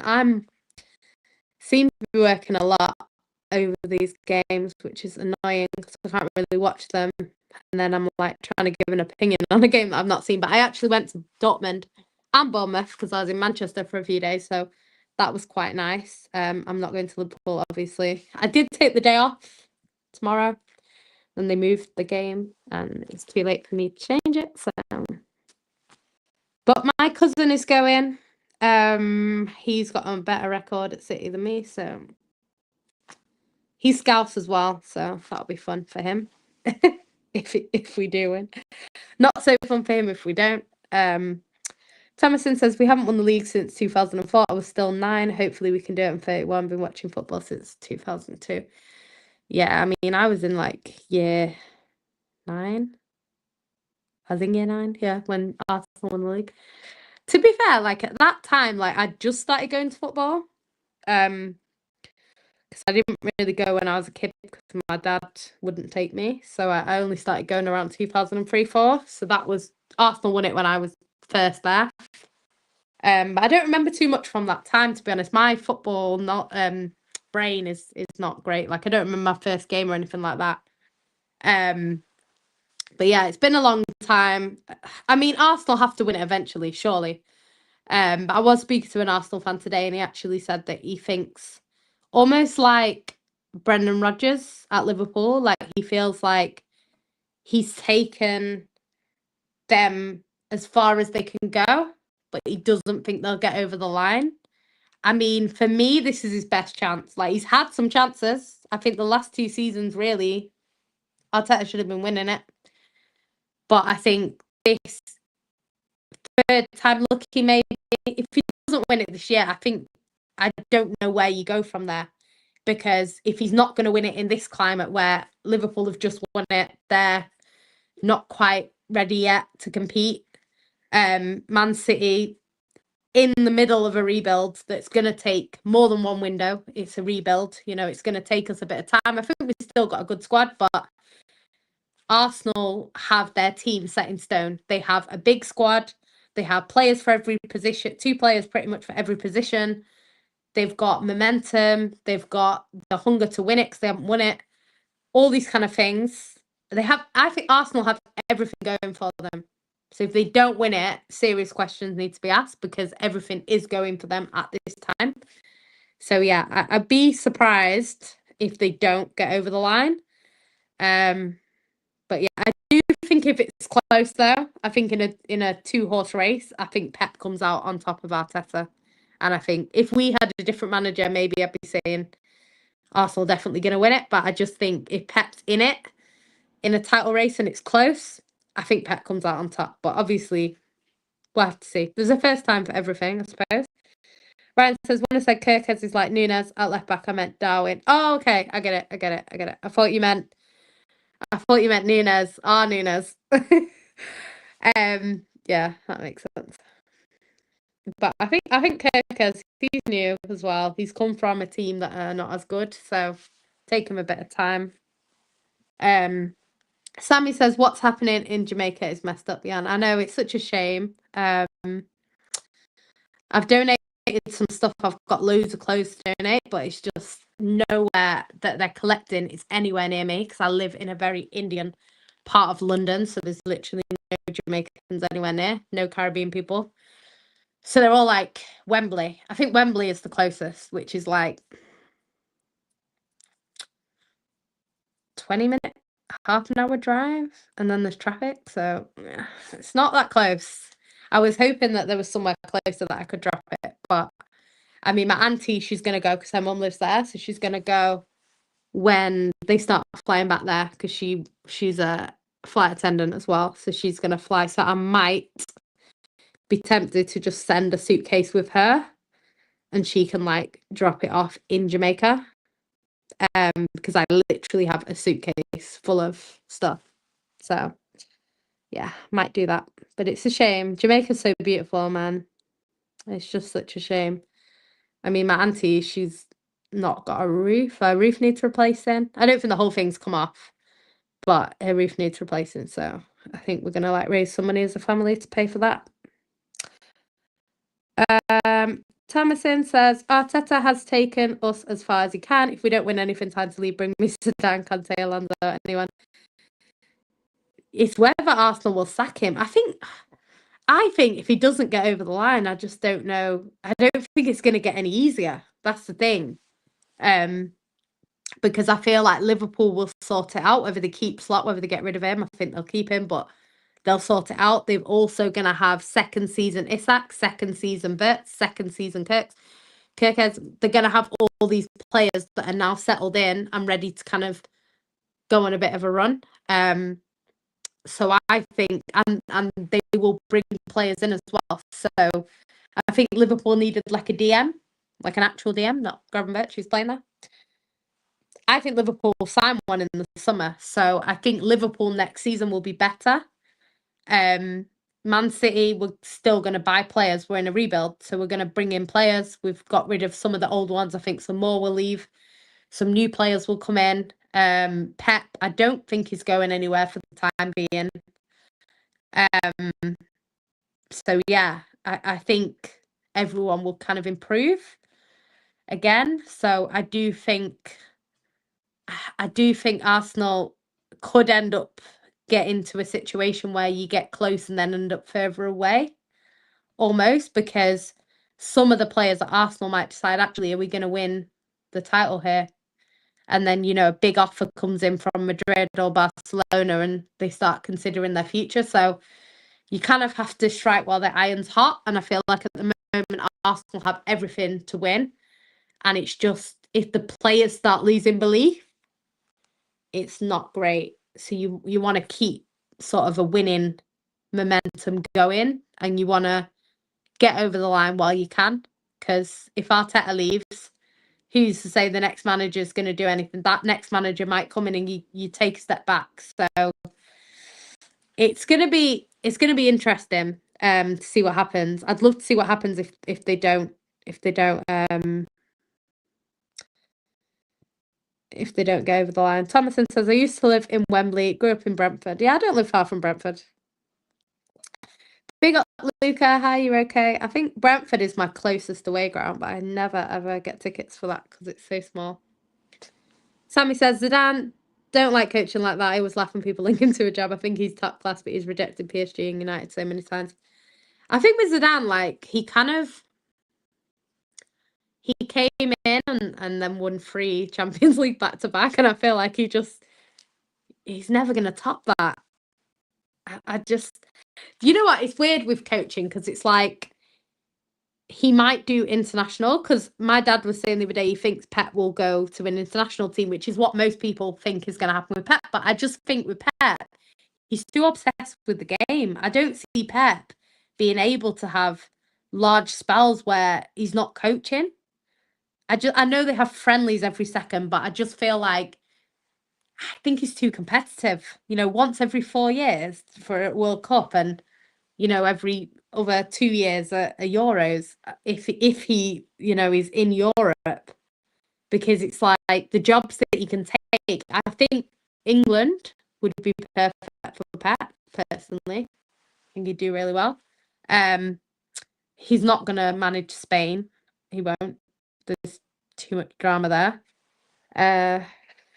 I think, yeah, I don't know with Pep. I really don't know. I just don't think. I think he'd get bored. I think he'd get too bored. I think he might do it for a little bit, but I think he'll end up managing another club, you know, and then it's where does he go? Because he's kind of been everywhere. He's not been to Italy. He's not been to France. So maybe he goes to one of them two. But yeah, I don't think Pep's going anywhere for now. But yeah, it's just it's going to be interesting. Thomason says, Saka, Saliba, Gabriel, Timber, Rice, MLS and co will leave if we don't win anything. Nasri, Van Persie, Ashley Cole, Omri, Sanchez, Clichy. I don't think Saka will leave. I feel like Saka's going to fight it out. I feel like it's like Foden. If City didn't win anything for the next 5 years, I don't think Foden would go anywhere. But there's certain players that would have to leave. So yeah, the players like Haaland, you want to be the best in the world. If City are not competitive at all, how can you realistically stay? You know, like I think he would stay for a bit. I feel like he's that sort of player that would be like, you know, I'm gonna hold this down for a few years, but it will get to a point where it's like, actually, you know what, I've not won anything in 5 years. I need to go. You know, so yeah, I think the likes of like Timber, he might, you know, I don't think, like, he's an Arsenal player, but I don't think he's got the links. Rice probably would stay. He was at West Ham before. I think Rice would stay. MLS, I think, would stay as well. He's going to want to prove that he can win for Arsenal. Gabriel and Saliba, one of them would probably leave. I don't know which one, to be fair. But yeah, it is difficult to keep players when you're not successful, because it's, I mean, some players, they don't care. They love the club. They love the lifestyle. They love this, that, and the other. And you can kind of convince them to stay based on that. But others, it's ultimately they're judged on what they win. They are, you know, like you're not going to win a Ballon d'Or if you haven't won the league or the Champions League. You're not going to win a Ballon d'Or. So, you know, it's all right if your national team is good because you can win a World Cup or you can win a Euros or you can win something like that. But when your team are crap and your international team are crap, you're probably not going to win anything. So yeah, it's difficult. It's a difficult one when you don't win. And who's to say you're not one season away? You know, it's like Arsenal fans have been saying for years, like next season. You know, how do you know when that season is? Because you could leave and then the next year they get over the line and then you get yourself. Look at Sterling. Sterling was at City for years, wanting to win the Champions League. We were getting closer and closer and closer. He left, we won it, you know, and he must be kicking himself now because, to be fair, like, even though maybe we don't win it if Sterling's on the pitch, maybe we don't, because he would have played. maybe we don't win it. Who knows? But I feel like he would be kicking himself because he was so close but so far away. Do you know what I mean? And other players that were in the same team, like Amara's won it, before he left. So yeah, Aguero was another one. Unfortunate, David Silva. There's quite a few of our players that realistically I would have liked to have seen them lift it, but they didn't. And it's just like, who knows, if they were in the squad, maybe we don't win it. You just don't know. So yeah, if for a player, it's a bit risky to leave when you look like you're about to win something because you just don't know. Like Mbappe left PSG, they went and won a treble, So it's just, and I think if he'd have won the treble at PSG, it would have kind of meant more because he's French. So it's a difficult one. It is difficult. Zidane wants the French job. Yeah, that makes more sense. You don't have to you don't have to coach as much. You just do like it's not all the time. Sammy says he came back the second spell and won the league too. Yeah, he did actually, to be fair to him. He hasn't managed since 2021. He wants the French job. He probably will. Pep will go to Spain or Portugal. I don't know, because Spain, he's Catalan. So there's a lot of political aspects to that. So I don't know about that. Portugal, obviously, they're neighbours. So I'm not so sure about that one. We'll have to see. Time will tell. Whatever job's available, he'll have to see. But I think England for Pep, as much as I don't want it because I know he'll win them something, and then, I mean, maybe he'll get his flowers. Maybe he should manage England. It says, random question you can answer near ending the show. What's your favourite football YouTube channel to listen to, and what's your favourite to watch? Oh God, I don't know. I watch, you know what I like, which isn't like anyone's channel specifically. I like the match reactions. You know, that person that does the reactions, they clip up all the reactions. I do watch that. Like if I've missed the game, so say like I land and it's like Man United have been battered 4-0, then I'll watch the match reactions. I actually really like that.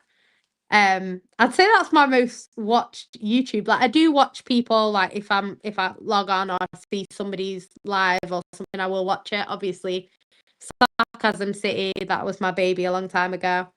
So I always will try and watch them. But I wouldn't say that I sit and watch YouTube a lot. To be fair.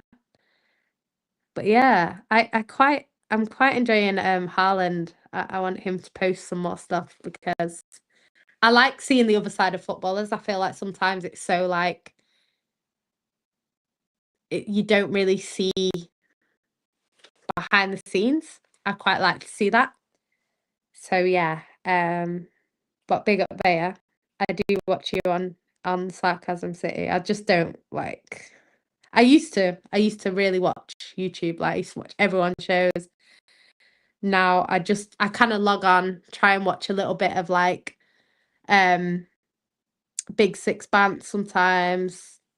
Football Terrace I'll watch now and again. Sometimes I log into like Carefree Lewis. Never a Foul. Patrick's show, True City Fan TV. So yeah, definitely if you're watching this, subscribe to all of them. Definitely subscribe to Veta Games as well. And you will catch him on Sarcasm City on the Man City Man United show. But yeah, like I don't know. Don't watch too much, but I try and catch bits. Sammy says Ozil left just before all the Champions League. I know, this is what happens though. You just never know. You really never know. They are trying to put you in trouble. You can't pick one. Do you know what? It's weird. I just don't really watch. I don't really watch too much YouTube. Like, yeah, I just Twitter's. I'm always on Twitter, and if it's on Twitter, I've probably seen it. Sammy said, "You like Rivals Pain?" Yeah, everyone likes Rivals Pain. But then I think a lot of it is like kind of like I'm not a dramatic fan, so it's like I'm never gonna like if I was doing a watch along, I've done watch alongs in the past. Like I'm not gonna be screaming if City like score or concede. It's weird to me. Like I don't know.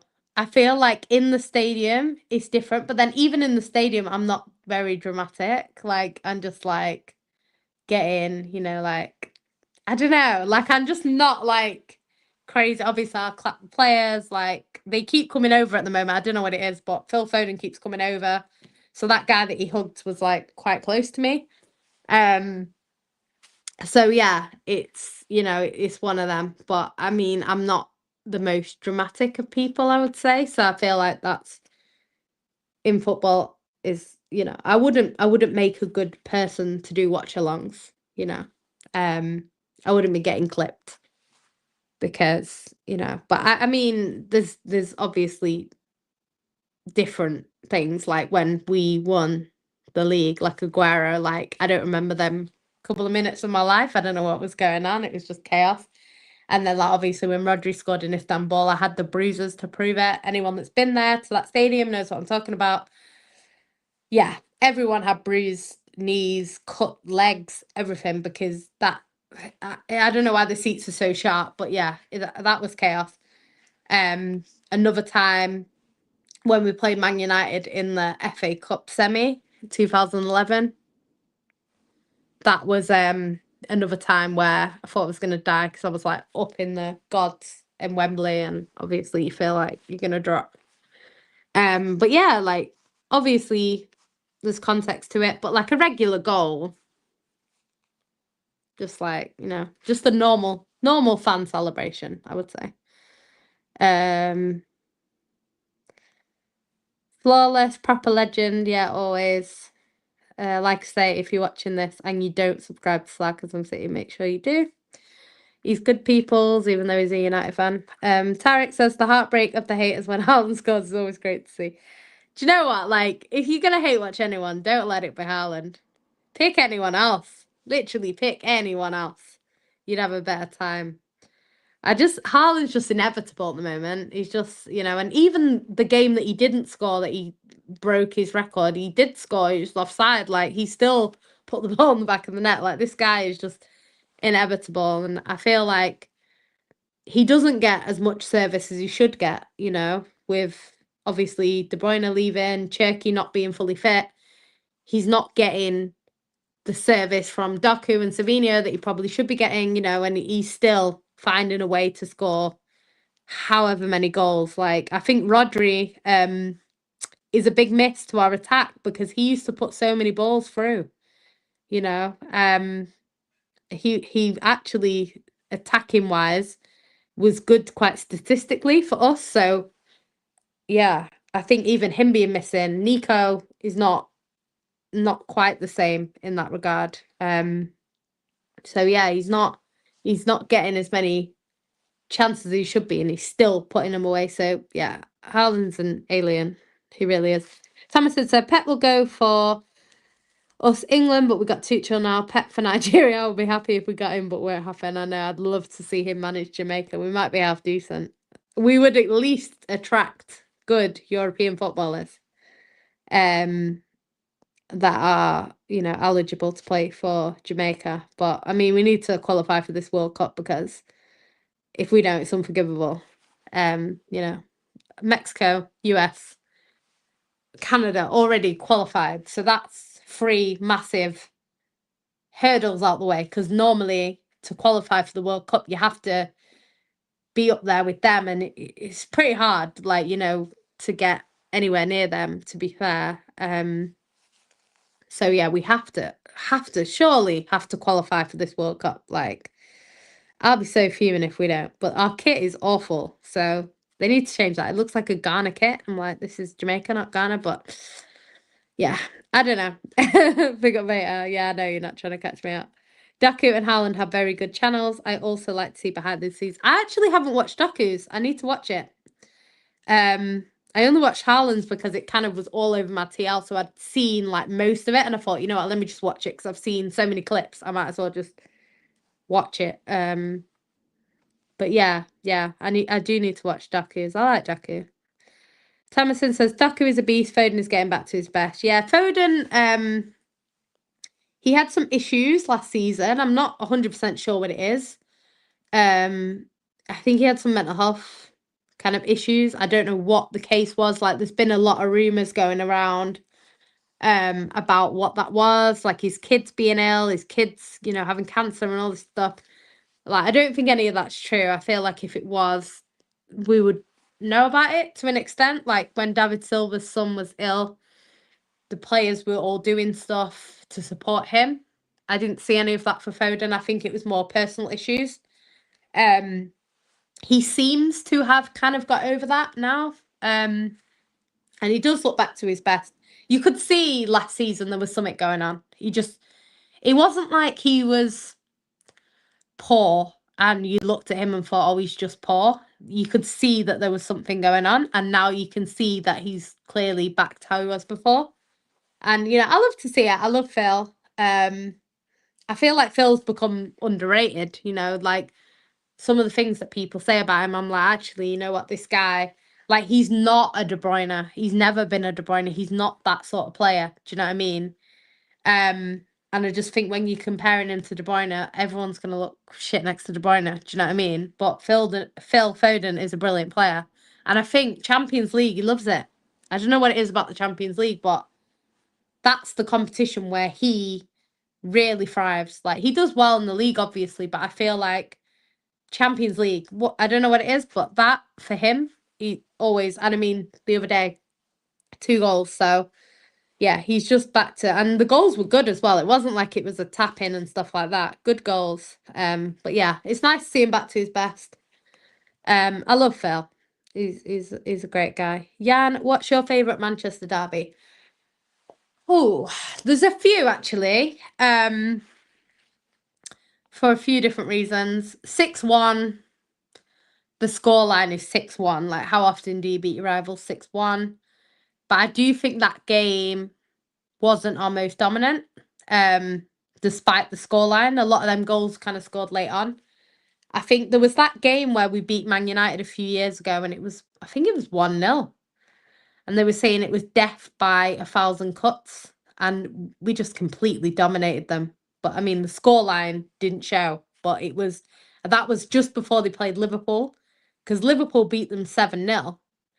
And the Liverpool game was almost not as dominant as ours when we'd beaten them by a much lesser scoreline. So I feel like, obviously, from a fan point of view, I don't like 1-0s. You just stress the whole game. So for me, I take a 6-1 any day, where we're like in the lead and running away with it a little bit. 2-1 Benjani away at Old Trafford. That was on my 17th birthday. In 2008. So always like that one. We also beat them home and away that season. We weren't good then, so it kind of meant more to like beat Man United in that situation. So that was nice. And the Company 1-0, because that won us the league in 11-12. That header, don't know if you remember, from a corner.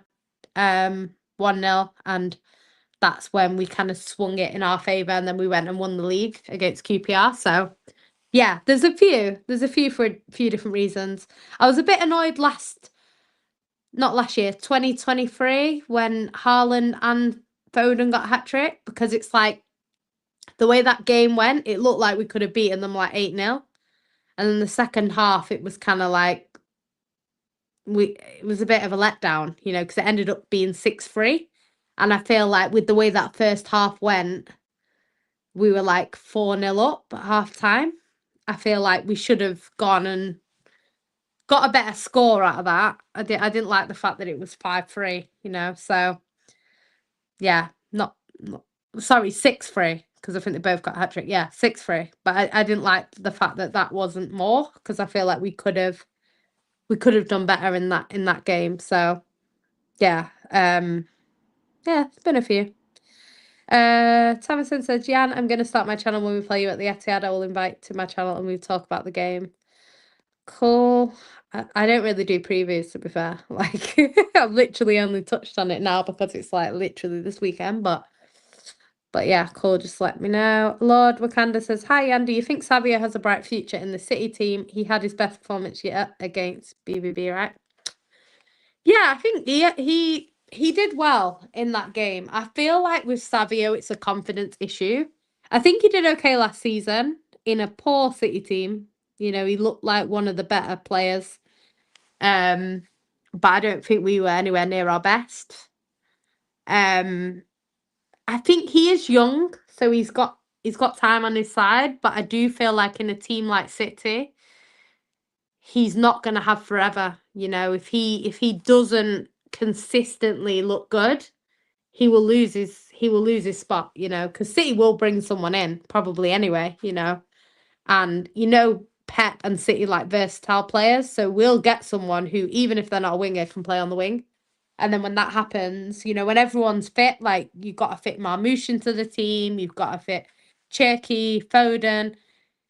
He could end up losing his spot. So yeah, I mean he's not even nailed it down at this rate. So yeah, I think he's not.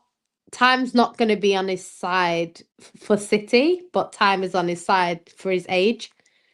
So yeah, I don't know. I like Savio. I think he will get better. I think it's a confidence thing because, like I say, when he beat his man a few times, he then looked like he was confident enough to do it, and he was beating him every time then. So I feel like with him, yeah, I don't know. He needs to get better this season, though. I don't think he can afford to have a shit season. I think he needs to step it up because Doku stepped it up. People asking him to step it up. He has. So yeah, I think going from like your Mahrez, Sterling, these big contributors to goals, contributors to assists, contributors to City in general, how we play.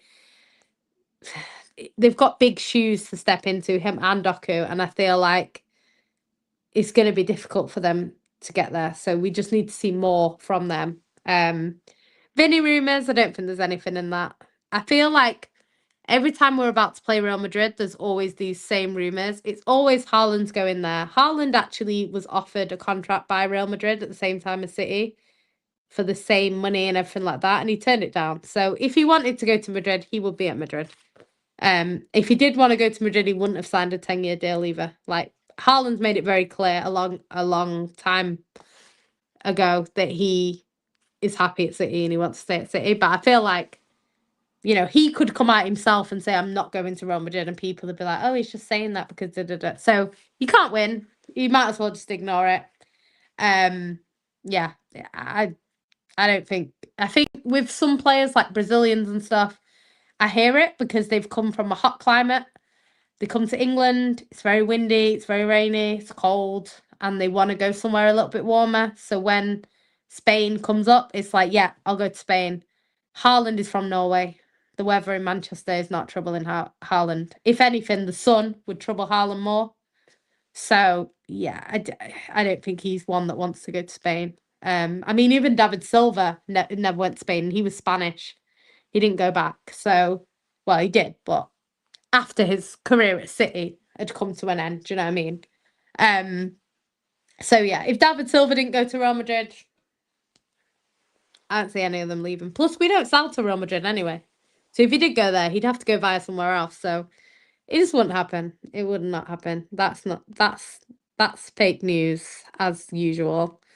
But it happens every time we're about to play Real Madrid. Every time we've got a big game, it was Rodri. Before Rodri, it was Aguero. Before Aguero, it was David Silva.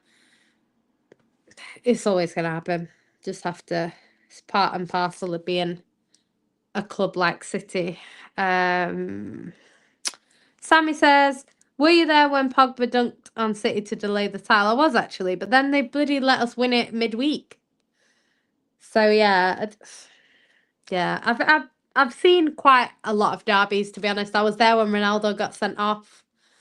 That time. I've been at a lot of derbies. I've been at a lot that we've won. I've been at a lot that we lost. I was also at the FA Cup final when we lost. That was annoying because I feel like we just didn't perform. It's really bad. Thomason says my favourite North London derby is the 5-4 at White Hart Lane in 2004 was 10. 4-4 at the Emirates in 2008 I was 14. 3-1 in 2021 I was still 26.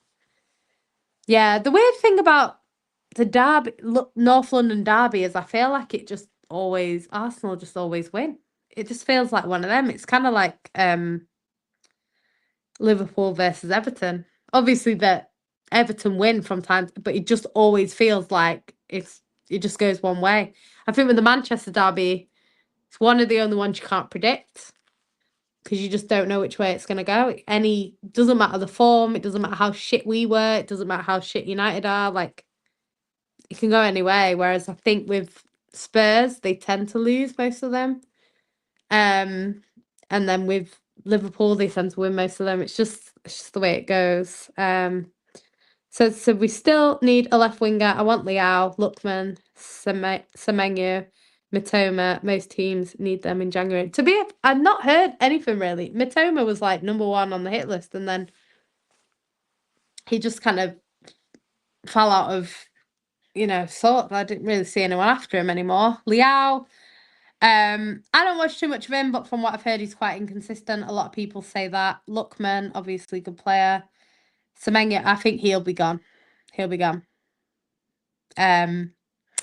Whether Bournemouth want him to leave, I highly doubt it, but I think he'll be gone. And I think, to be honest, I think he will go to Arsenal if Arsenal go in for him. I would take him myself. I like him. Good player. I really would. But yeah. Beta says, do you have any home game rituals that you like to do before a game? I don't, I don't. I used to I always wear I have a cross chain, like a gold chain with the cross. And I used to wear that a lot, but I've not worn it for a while. Don't actually know where it is. I think it's here. I wouldn't say that I've got any. No. I know people have lucky things that they wear and stuff like that. I don't really. Which is good because I wouldn't want to do something where I have to do it consistently. Because then I would forget, and then if we lost, I'd be like, we lost because I didn't do that.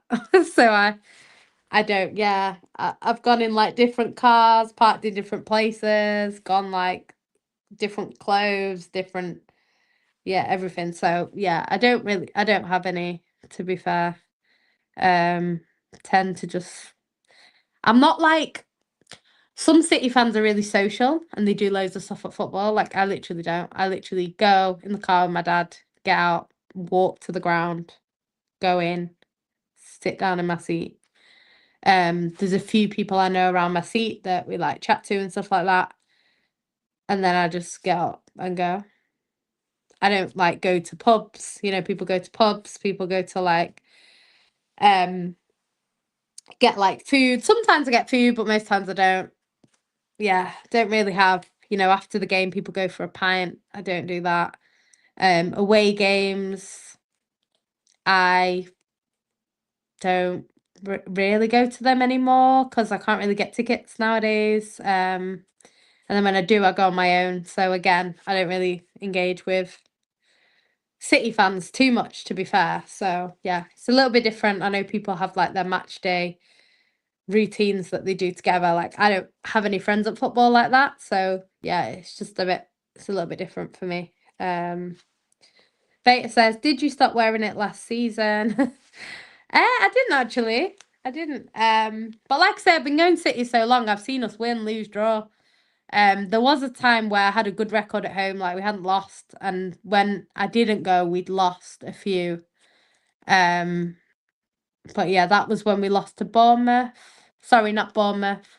Brentford. Late on. And then there was that Everton draw, 1-1 or something like that. I missed them games, and then we won most of the others. I think we still won the league that season.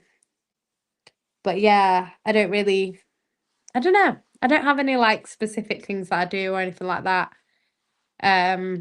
Yeah, but it's good.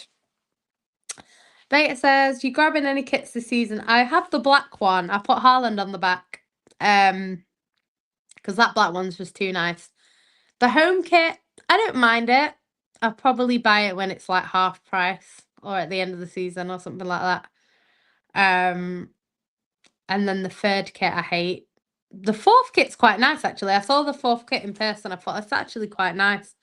Don't think I'd necessarily buy it, but then I feel like sometimes kits come out and you think, oh, don't really like it. And then after that season, you kind of see it on someone a few years later and you're like, actually, I quite like it.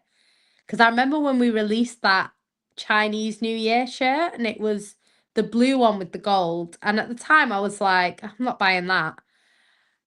And then I was going to buy it for my dad once. And I went on a website and I like put it in the basket. And then I didn't check out straight away. And then it went. And then I literally couldn't get it after. And I was like, actually, that was a really nice shirt. But I didn't necessarily feel that way in the season. Then the other one was that white water kit that City had years ago. That at the time I was like, not that fussed about it. And then I really liked it after. So then my ex-boyfriend actually bought it for me on like a Christmas one time. And I was like, oh, it's nice. But I have so many City shirts that I've never worn. Like, I literally just buy them for collection. Like, I wear... So the last 2 games, I wore the black shirt. This season's away. But I have, like, a boxed third kit from last year. Oh, no, it was our away kit. The, like, burgundy colour. I've got that. It's in a box. I've never worn it. I've got home kit from last year with De Bruyne on the back. Still got label on it. So I have a lot of these shirts, but it's more like a collection thing than I do wear some of them. But a lot of the time it is kind of collection. So I'm gonna get like a rail and hang them all up so I can see which shirts I've got. Because I mean, unfortunately for me, when I started wearing City shirts, I just used to throw them away like when they got old. So my first kits that I ever had as a City fan, like, I don't have them anymore. I think the oldest one I've got is probably like 2006, 2006, something like that. Like, it's not that old. My dad had absolute loads from like years and years and years, and he sent them all to Jamaica. So I don't even have like my dad's old ones, which is annoying. But yeah, Tarek says, as a match going fan, what do you think of the light shows and any other American style additions to the atmosphere? To be honest, I don't mind a light show. A light show is fine. It's mainly for the kids. Most people aren't even in their seats at that point. Like, it is what it is. So where I sit is very close to the pitch, so I couldn't see like the light show. I could just kind of see the lights go in. But I think they have the player's name on the pitch or the numbers. I couldn't see it, but it looked like that's what was on the pitch.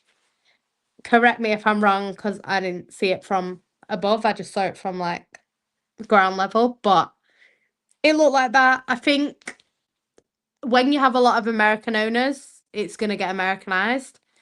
And I do think I like football how it is. I don't think it should be like halftime shows and all that stuff. I don't think that is good. It's fine for basketball. Like, I've been to quite a few basketball games when I'm in America. I don't mind it when I'm in America. I think it's part of basketball. It's not part of football. I don't think they should try and change it. Playing matches in other countries. Obviously, it's great for you if you live in America and they come and play next to you, but I think that's what preseason's for. So I feel like it should be played. Like, if it's a home game, you want home advantage. So it's like, I don't think it's really fair for them to play abroad. You know, we have games abroad, like Champions League finals are never in England unless it's like in London that year. So there's opportunities for you to go and watch City where it's not in England, but I feel like it should stay how it is. But yeah, light shows, things like that, I'm not too bothered about them, but it's more like if they did a halftime show. I mean, it's fine in finals. Like, we had Burna Boy in Istanbul. But that was before the game. Was it before the game? Yeah. Was it halftime? I don't remember actually. I think it was before the game. I want to say it was. Can't remember, but yeah. But I mean, City fans just sang about John Stones all the way through it, so kind of ruined the performance. But yeah, I don't think English fans, they're not going to take to it. They're just not. So maybe in some stadiums where you've got a lot of like tourists and stuff like that, they might enjoy it more. But like your regular match going fans, they don't want to see that. They don't even like the light shows, which every stadium has. Like Arsenal had a light show when I went to Arsenal. Crystal Palace had a light show when I went to Crystal Palace. So it's not just like City, that everyone's kind of doing it. Spurs do it as well. So there's quite a lot of grounds, but yeah, it's fine. Veta says, especially after a special season, you have to get the kit. Yeah, I think sometimes, like, so if I really like the kit, I will buy it. But they're so expensive. Like, it's a lot of money to like buy a kit, you know. And then you've got to get like a name on the back because I don't like it being plain. And then it's like, who do you get? Like, I got a kanji. Well, I didn't buy it, but I got a kanji on the burgundy shirt, and it's like, I mean, I like a kanji. I do like him. But yeah, probably when I got kanji.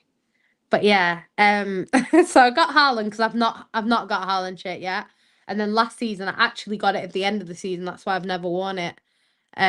With De Bruyne because I didn't know De Bruyne was going to leave, so I didn't get it. And the same with David Silva. I got the Hacienda kit.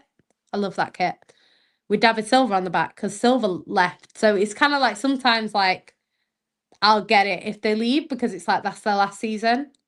So like 2011-12, that was back when I used to buy the kits at the start of the season. So I used to always get my kit in the summer and I'd go on holiday and I'd always take my kit with me. That was like my thing. I used to go and like wear City shirts all over the world. So people used to laugh at me. I remember 2008, I went to Jamaica and I had a City shirt on because we were playing that day and we played Middlesbrough and that was the 8-1 and everyone was like looking at me and laughing because they're like, you just got beat 8-1. But yeah, like I used to always get that kit, you know, wear the kit that season or whatever. So I got Aguero in 11-12, which is weird because it was his first season. I didn't know he was going to have the season that he had. I didn't know he was going to score that goal to win us that title. So sometimes it's worked out quite well. But I mean, there's so many players that I haven't got. Like, I used to get my own name. So I used to get like the age that I was with like Yannicka or like just like a nickname for myself or something like that. So I always used to get that. So I've got like quite a few like 23, 24, 25, like the numbers that I was. And then I think I've got 2 Fernandinhos, David Silva, De Bruyne, Kanji. I feel like I've got quite a lot, but I've not even got like a Foden shirt. So I need to like, yeah, I need to get more to be fair. But yeah, Loba kind of said, already told you, but shout out to your boy Nico G. Our season is literally tied to him being fit. It's crazy how it goes. Like, to be fair, I saw the vision with Nico. Like, I think, considering how considering how Rodri started his career, because Rodri was not great in the first season at all, and a lot of people were saying he's shit. And I actually think Nico he's settled in quicker than Rodri did, which hopefully is a reflection of what's to come. It might not be, you know, but yeah, I like him. I feel safe when he's on the pitch, you know. I know he made that mistake to give away a penalty, but good player. He's learning. You can tell that he is learning, you know. He said himself he goes to Rodri for advice. I like that. I like that. I feel like that's one thing that we struggled with recently. I feel like we used to always kind of replace the player before they left. So I know Bernardo and David are different players, but we had Bernardo Silva and David Silva at the same time. And it was kind of like, okay, you know, David Silva's going to leave. We've got this player in to try and like almost replace him, even though slightly different in how they play. But, you know, it was kind of like we had that player there, you know, whereas like we've struggled with that in recent years. And it's mainly because of what I was saying a few streams ago.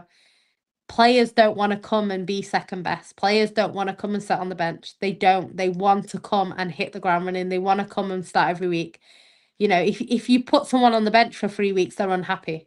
You know, if Pep doesn't start Cherky on Sunday, there'll be a rumour on Wednesday saying that he's not happy at City. It's what happens, you know, and it's probably fine, but it's just the media will run with these stories like, oh, he's not happy, he's out of favour, he's this, he's that. And it's just what happens nowadays. So I feel like with the players that we have or we've had in the past, where it's like you can get Amares to sit on the bench, it's just not happening anymore. So you have to get players in that are going to start. And, you know, Nico, like in the summer, there was rumours of him leaving because he wasn't first on the team list, which I think personally Pep should have played him more than he did, to be fair. Last season, I think we needed him and I think Pep should have just thrown him in, but he didn't. He took his time with him. And maybe it's paying off now because we're seeing a brilliant Nico who's like ready, you know. But yeah, I think he probably should have played more last season. And when he did play, he looked good to me. Like he didn't look bad at all, you know. And he's come in this season and he's been brilliant. So, you know, everyone makes mistakes. You know, he gave away a penalty. He went for the ball. It's not like it was really reckless and, you know, he's done something ridiculous. Like he went for the ball. His foot was just a bit high, you know. But yeah, I like him. I think he'll do well for us. It's nice to not have to rely on Rodri because we just, after an injury that he's had, it's going to take him a while to get back to his best. So we just need to keep him fit for as long as possible. And if we don't need to risk him, then don't risk him. It will be nice eventually to see them two play together. I'd love to see it because, you know, I just think both of them together would work quite well. Because they're not actually both the same position naturally anyway, so they can play together. But yeah, I mean, I would have loved to have seen it against Liverpool, but Rodri's not fit, so I don't see it happening. Our starting lineup for Sunday. I did touch on this earlier. I think Bernardo was rested for Sunday, so I think Bernardo definitely starts. Foden won't get dropped, so I think Foden, Bernardo, Nico Gonzalez, Donnarumma, Haaland. These you can predict. It's just kind of out wide players that I'm not too sure who he's going to go with. He might start Cherky, he might not. I think Cherky might come off the bench. I don't know. I don't know winger wise if he's going to go with Doku and Savinho. I feel like he's not. I think one of them will start. I think Doku. Defensively, that's the hardest thing. I think he rested Diaz. So I think Diaz will start. Vardiol will start. I think he might stick with Nunes, to be honest. And I mean, Nico O'Reilly should not be dropped. He has to start Nico O'Reilly. He has to. So I actually don't know with Pep. All I know is if everyone hates the lineup, we're probably going to win. And if everyone loves the lineup, we're probably going to lose.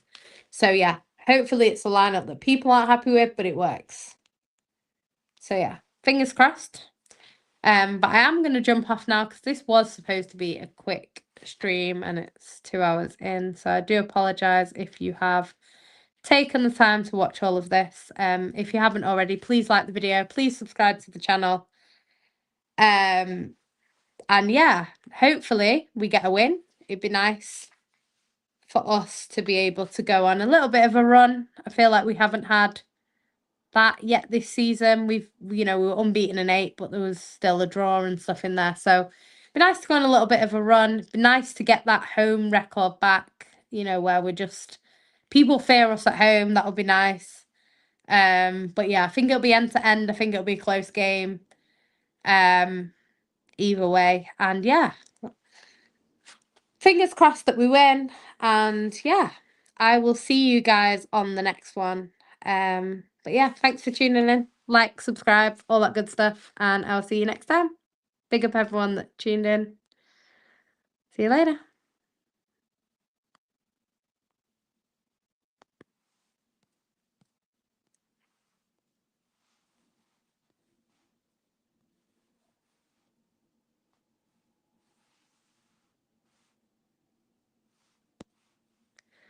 Can't actually end the stream. I don't know why. It's not letting me do it. I can't do it. Sorry, guys. It's not working. Why won't it let me end the stream? How do I end the stream? It's not working.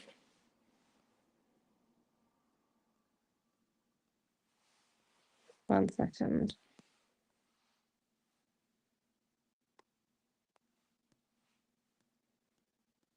What is going on?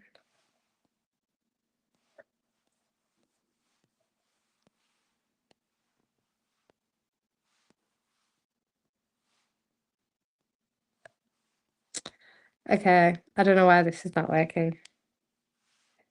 I do apologize. It will not let me end it.